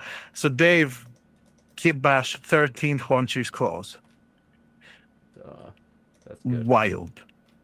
But yeah, no, I mean, we'd successfully made it to the present, and I'll cover a couple of the future tournaments in a sec. But I thought I would give a quick, short description of my experience at Storm in the South 2. And Toast, you can go after me yourself as well. But we'll probably go more in depth when we do the chat with IPAN. But I took Warrior Chamber. I took 3 Star Soul Maces, Paladin Shield, Bladeborn, Paladin Shield, Bladeborn Liberator from the old Liberators, and Spear Paladin with a 3-inch range. And my first game was with Andy, and Andy very carefully challenged me to a brawl, and my stupid ass went in immediately. Paladins are good, but they cannot fight Mollog and a Gutlord. Tyrant. Yes, not Gutlord. Tyrant. If it was a Cudlord, that would have been even sadder. Yes, it was not a good idea. I stayed in the 6-inch -1 attack Shroom Spite. Yes, it was still a fun time for the Paladins. And game 2 went a bit better, but to get the win over Adam, I had to sweat a little bit. And I had played that. I did get my revenge. I was very happy, actually, I got my revenge. I was like, the entire time, I was like, oh, he's going to get me. Oh, he's going to get me. I'm going to make a mistake. And I did make mistakes, but they were silly ones, which was lucky. But yes, I think luck was a little bit on my side because I got to kill the Vex more quickly. And then after that, it was a little bit... It was just gritting my teeth every time you rolled a bunch of damage on the Flame Hurler triples. Yes, I almost like took out your entire warband. I lost Yes, by a you little did. bit, but I almost took out the whole warband, mostly because of flamethrowers being dickheads and just melting paladins constantly. There were 3 left, and one of them was on a couple of wounds, and the other one was about half. And then one was untouched, because that was the one that teleported and literally only just two. ran. It was Oberon and the teleporting paladin because Angharad got killed by a Shatterer at the end. He did, yes. Yeah, Well, 'cause it she was got them trapped on the two, staircase. but the paladin that survived, the Star Soul Mesa survived, Yeah. was the one that was able to move got priority and like charged into the True Blood that was ready to net Yep. and just crit hit 20 wounds. Exactly like it's that I've rolled those dice and my soul found peace. I was like, this is exactly what I get to move. I get to also move. That's incredible. No, it was great. And then like I was up against Antony's Reclusians, and then the fun was over. The fun police had arrived. I was glad that I'd lost that game because I was like, oh, I dodged Anthony. Let's go. Yeah. We were talking before about like really good moves. I was on an objective ready to loot it. And when you loot an objective in mission 3, when you loot an objective, you need to control it, which means that if someone takes their Griff Crow and puts it directly under you, it would block you from actually looting the objective and make you almost flip the table because it was an incredible move and I should have seen it coming. And that meant that on the next round, the Griff Crow could loot the objective because it wasn't a treasure. It had no restrictions on beast. So it could loot the treasure once because if it looted it twice and I killed it, it would have been extra points. It attacked me.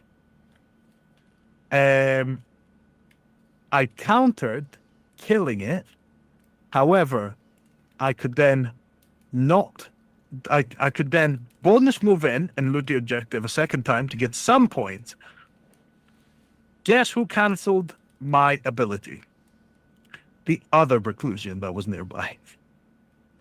So yeah, that really secured the win.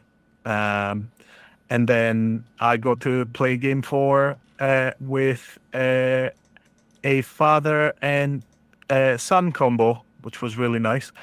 It was Nathan and Rob, and they were playing Seraphon, and we had a really nice game in which I had to send my paladins for my paladins for a wander every now and again. But yeah, just the entire event was very chill. 2-2 is not where anyone ever wants to be, but that's them's breaks. Like Warrior Chamber has very strong benefits and drawbacks, and if you're not careful playing them, you play them like an idiot, it will not bring it home for you. So yeah, that was the lesson that I learned from this.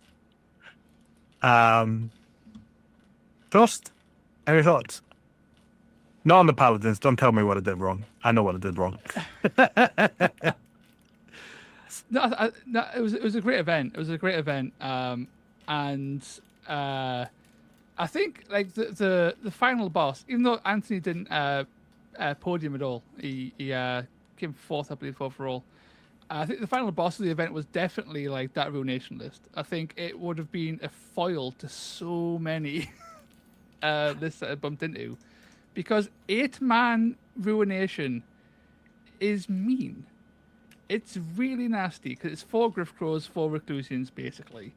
It can smash you, it can outrun you, it can turn off all your stuff. You don't get to play your game, and he'll dome you with his fucking maces. It's an evil, evil list. And I'm glad I didn't get to play it, because that list would have absolutely shut down all of my things. Because my list really likes its abilities. And if I can't do them, then my list just falls apart. Because Vexmo can't move, I can't do my nets, I can't do my flamethrowers. Might as well not play the game.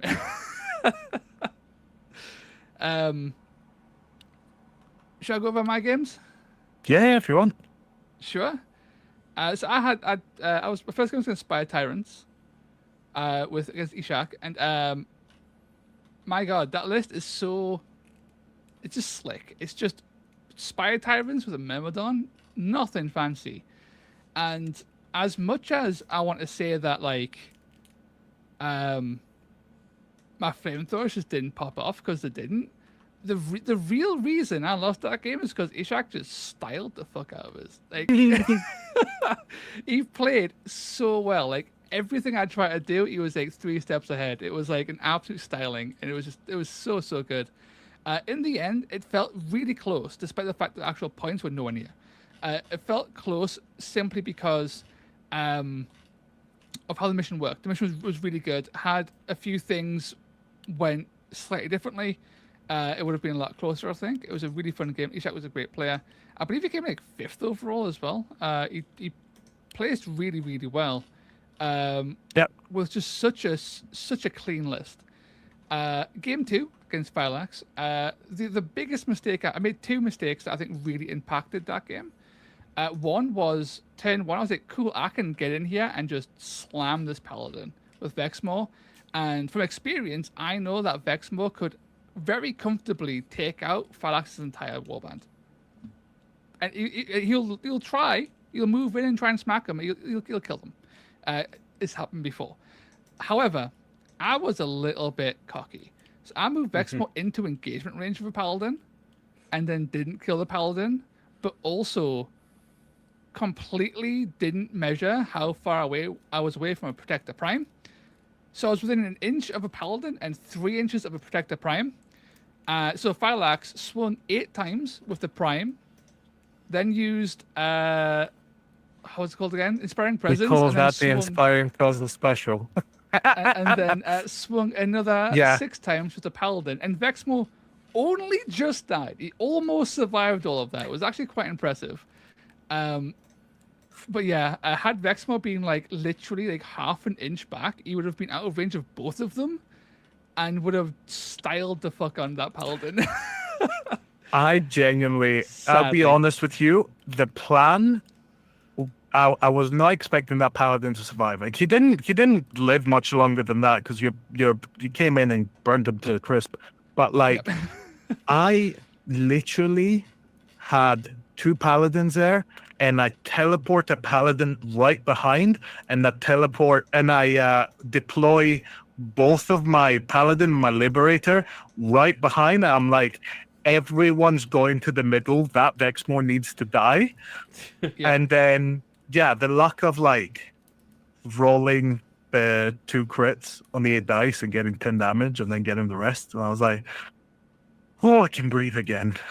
Because it was hit on 5s. That's the thing. That the Protector was hit on 5s and the Paladin was hit on 5s because it was only a strength 5 Paladin. So I was like, okay, I fucked up that positioning. I'm not going to die, am I? I'll be fine, surely. It's 5s. It's 5s. No. And it was also to preface the whole thing as well. So I was so tired for this event. It took 10 hours to drive down to Southampton, and then on top of that, I didn't sleep very well. Just because I don't know, didn't sleep very well. So I was not at all on top of my game. So that little mistake was because of that. And then later in the game, it was like I didn't have to kill Angharad when I did. I could have moved a Flame Hurler like 1 inch backwards and not being in range of a rushing Oberon, which would have also saved some points. Alas, Phylax played a really, really good game, and it was difficult. It was very, very difficult. And those Paladins, I'll get them next time. I mean, you have spanked them plenty of times, but it's the only thing was I had played that mission before. That's one of the I played 2 missions, and I think the other one I played incorrectly, so it didn't really matter. But like this one I'd played before, and it's very much like the mission from it's not FG. It's the one where it's the 3 objectives, and then Vault, isn't it?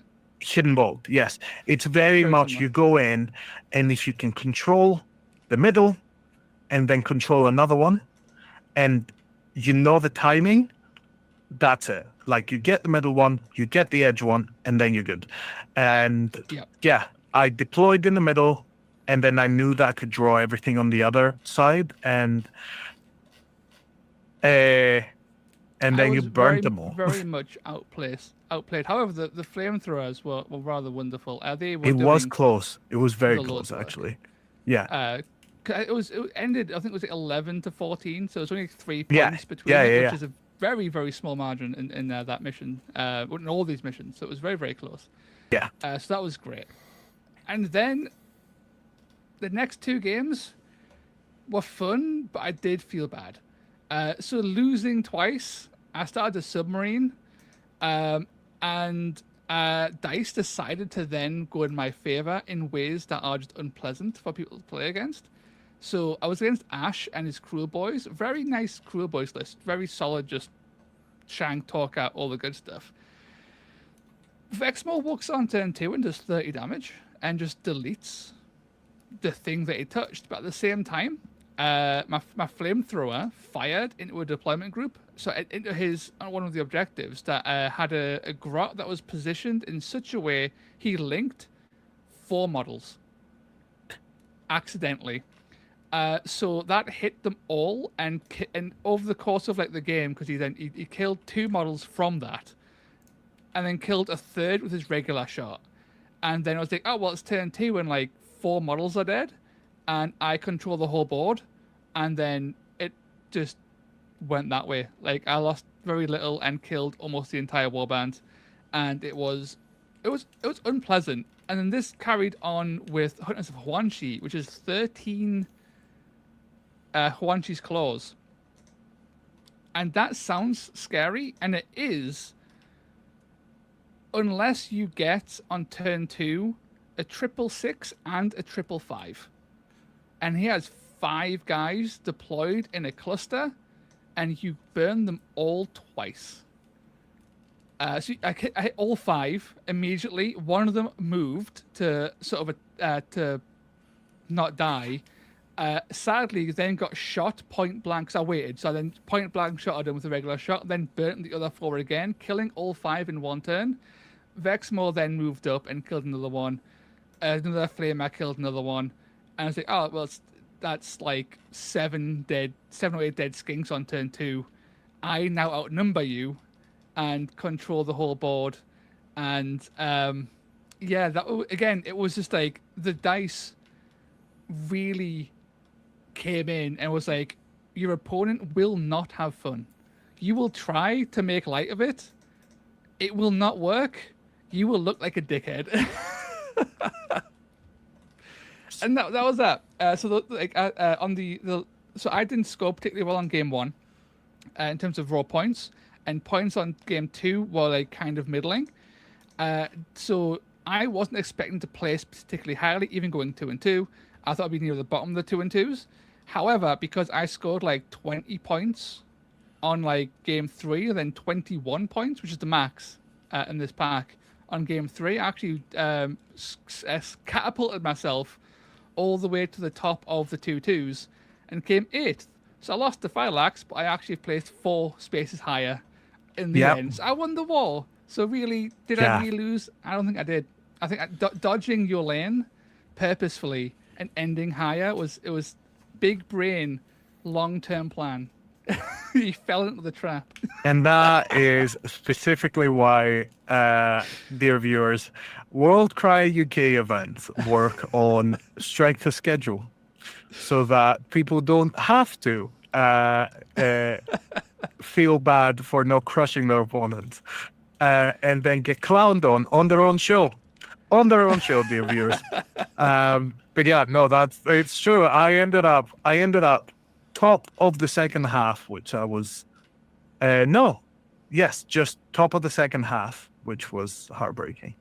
I say heartbreaking, it's fine. I mean, what's the buy? It's just all of the other events coming up, I can't play it because I'll be too busy running. A little bit. It feels like events are always fun, but you always want to like do the best that you can.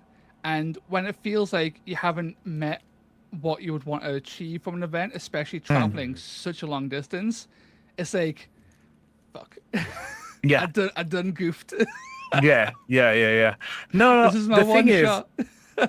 the thing is, for me, the main reason for the travel was twofold. First of all, we both had a really good time last year. It was a great event, and I love the guys on there. But also, I was bringing a bunch of terrain. That's why I went through a weird kind of path of like coming down to you and then driving with me in the car and a bunch of terrain. And it was to kind of help make sure that the tables were enough, because the tickets that were sold were a lot more than last year.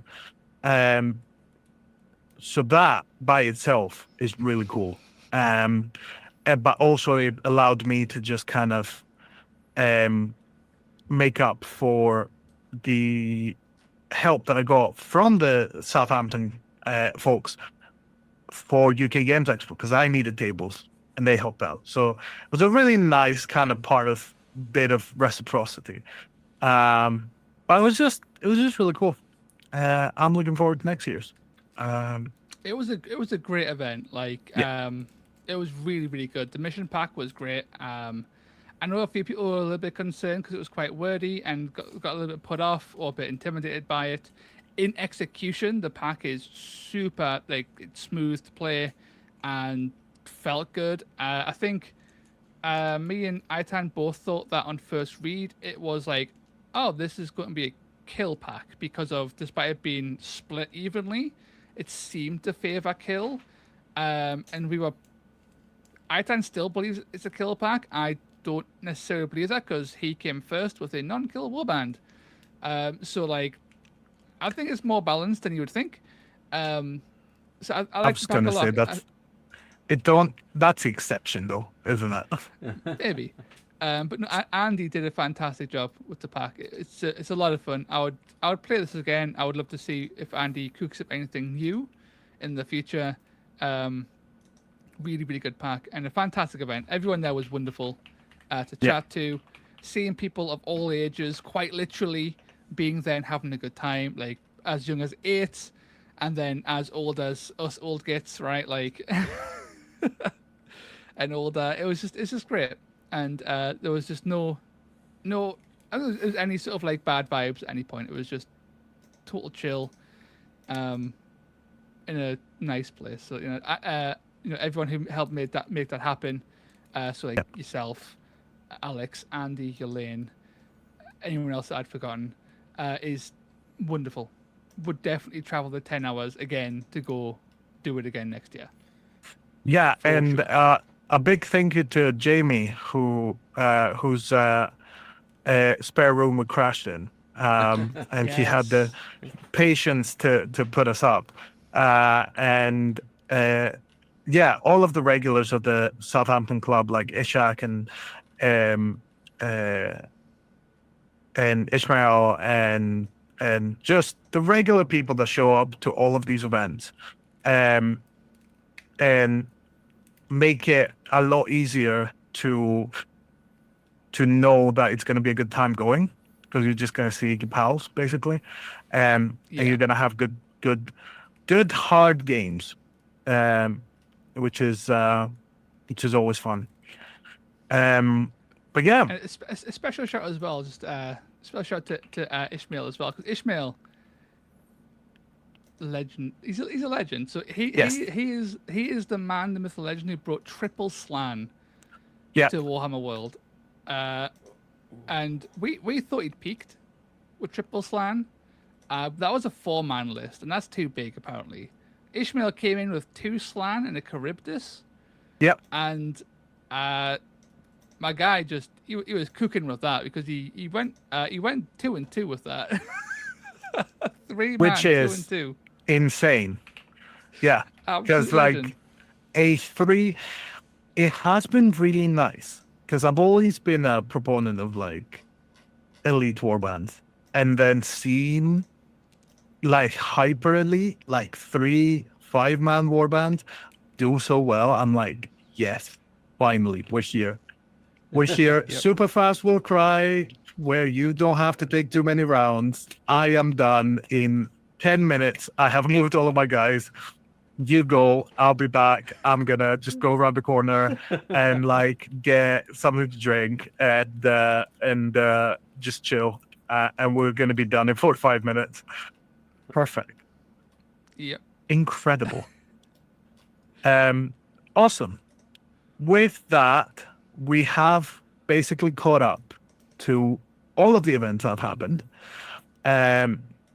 So everything going on from now on, we're going to be covering probably more in depth or having reasonably sized episodes because we are rapidly approaching midnight. So I'm going to very quickly cover the events that are coming up in the next month. There is one that I've missed, which is Tuan Purecry, managed by Minion. It's in Hungary, and it's the same group that did the narrative one with the direwolves. And that's on the 16th of August. The one with a really interesting list. So I'll keep an eye on these ones. I'll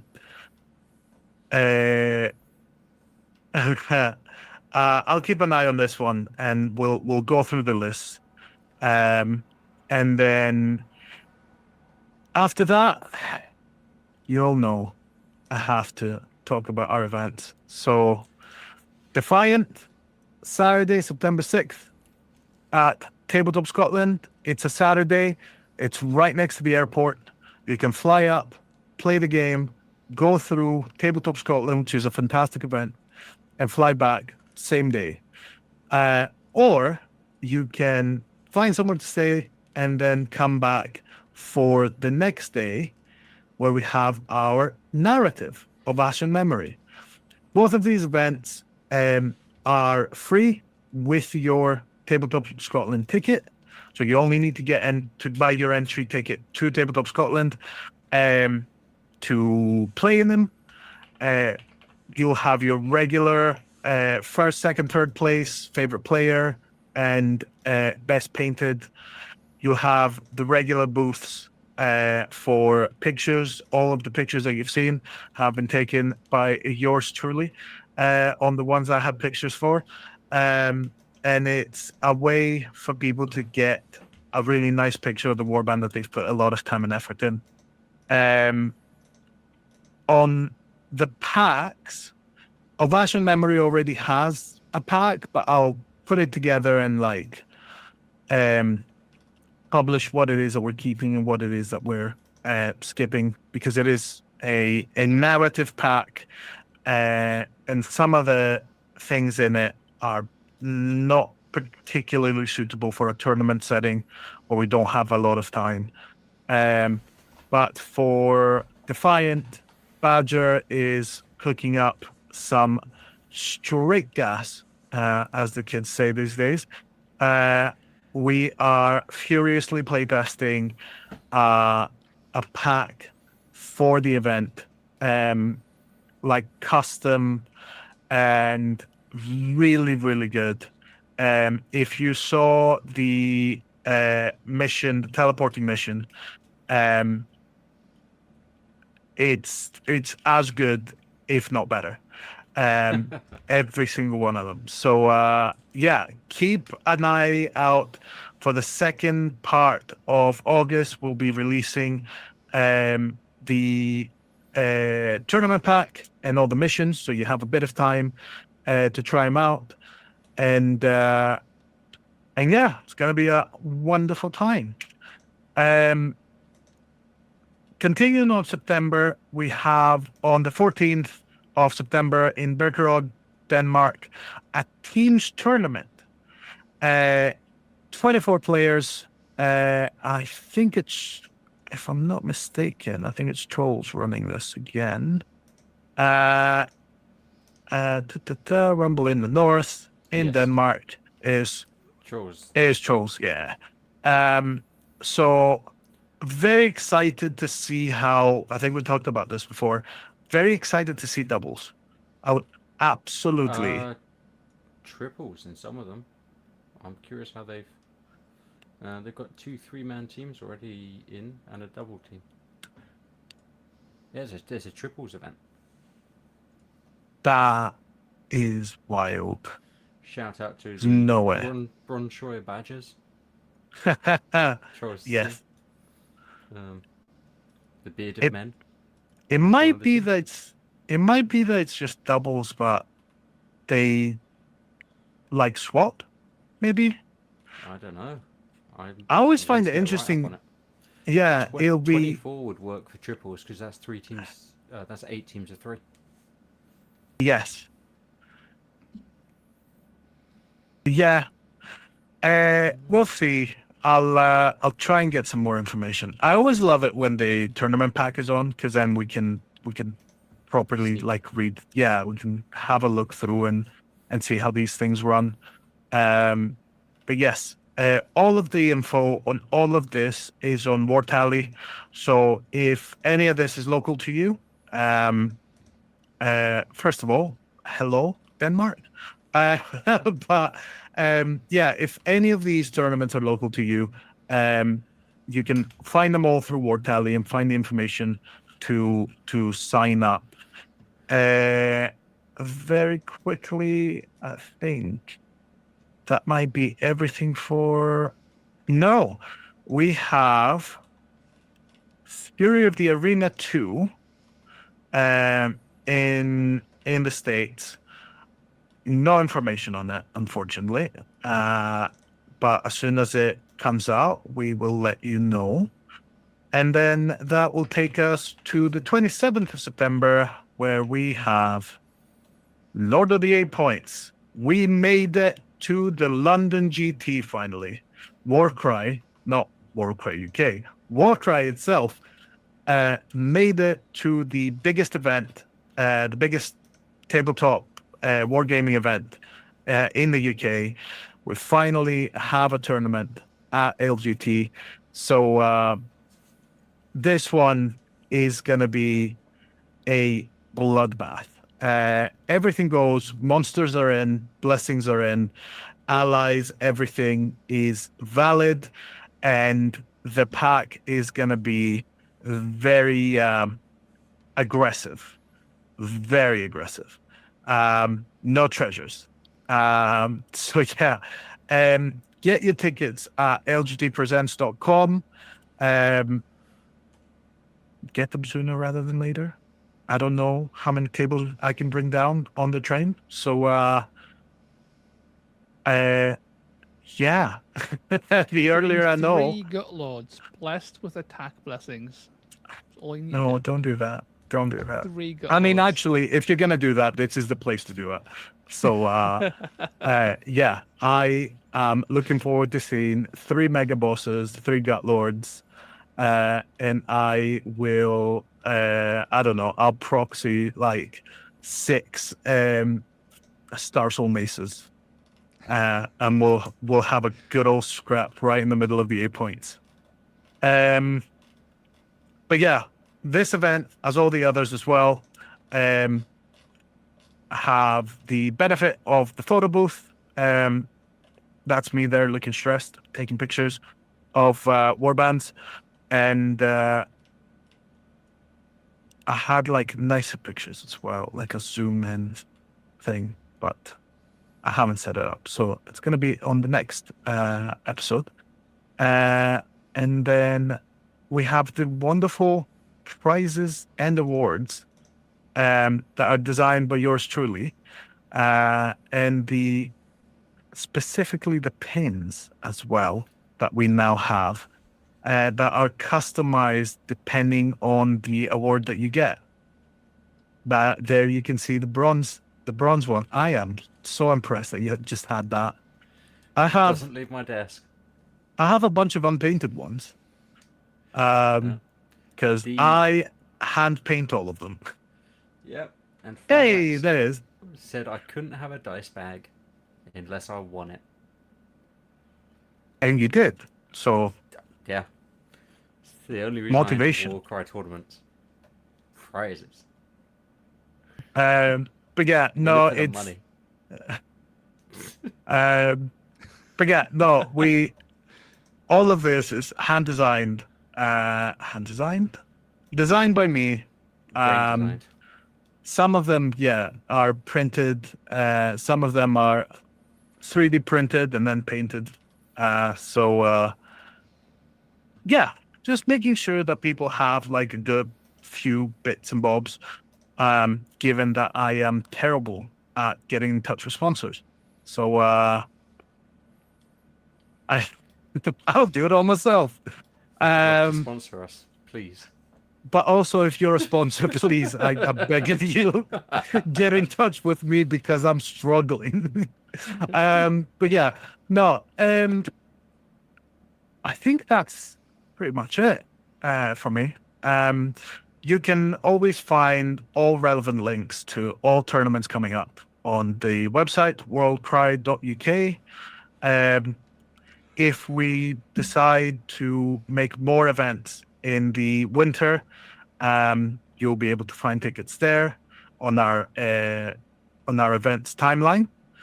So and all the pictures that we take at events, all of them go at full resolution on the tournament galleries section. So if you took place in an event and I took a picture of your warband, go there, take it, post it, tell everyone what a good picture it is and how great your warband is, and point them in our direction and get them playing Warcry, because it is the best designed game that GW has. It's true. It's the only one to ever win an award. What's Kill Team got? Sweaty motherfuckers. Oh! I mean, it's got players. It's got a lot of players. But God, it does. It does. Nah. It's got a lot of players. It's great. I've played it. It's a good game. Actually, really solid. I will quite But, like to play it at some point. At the same time, we can't. We've got to poo-poo it so we can make ourselves feel better that we, because we play Warcry. I was gonna say I wouldn't know. I don't touch anything 40k related. But yeah, it's I a do. choice. I've been busy decapitating Space Marines. I That's can the get best behind thing- that. Best way to play with them. Lop their heads I off. swear there's a purpose, but It's been lost in time. But yeah, lovely. With 4 minutes to go to midnight, I think it's time for everyone to go to bed. So Bedtime.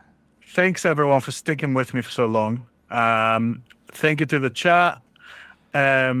Hopefully you all had a good time, and this will be posted on the channel as a VOD. If you stopped about halfway through, you can catch up there.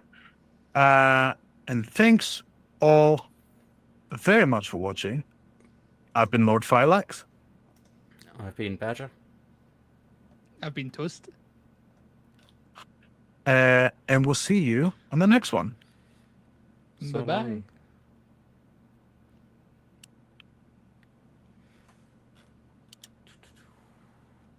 Okay. I usually go to the closing screen, but I just like, Turn it off. we need to turn it off. We need to go to bed. Oh, I'm so sorry for keeping you both. But we were going well, so I thought, Oh. like, fuck it, we'll just power through. We just talk. It's gonna happen. Yeah, right? It's good, like, it's good chat. Very Do you good have a- chat. Do you have a Grombrindle mini? No, Hmm. you cannot use it in match play, therefore I do not have it. What about narrative? No. No. He's totally playable narrative. Yes. That's what he's there for. I He's came also up broken last as fuck. year. Last year, I got. It's Hold the up. only ally they have.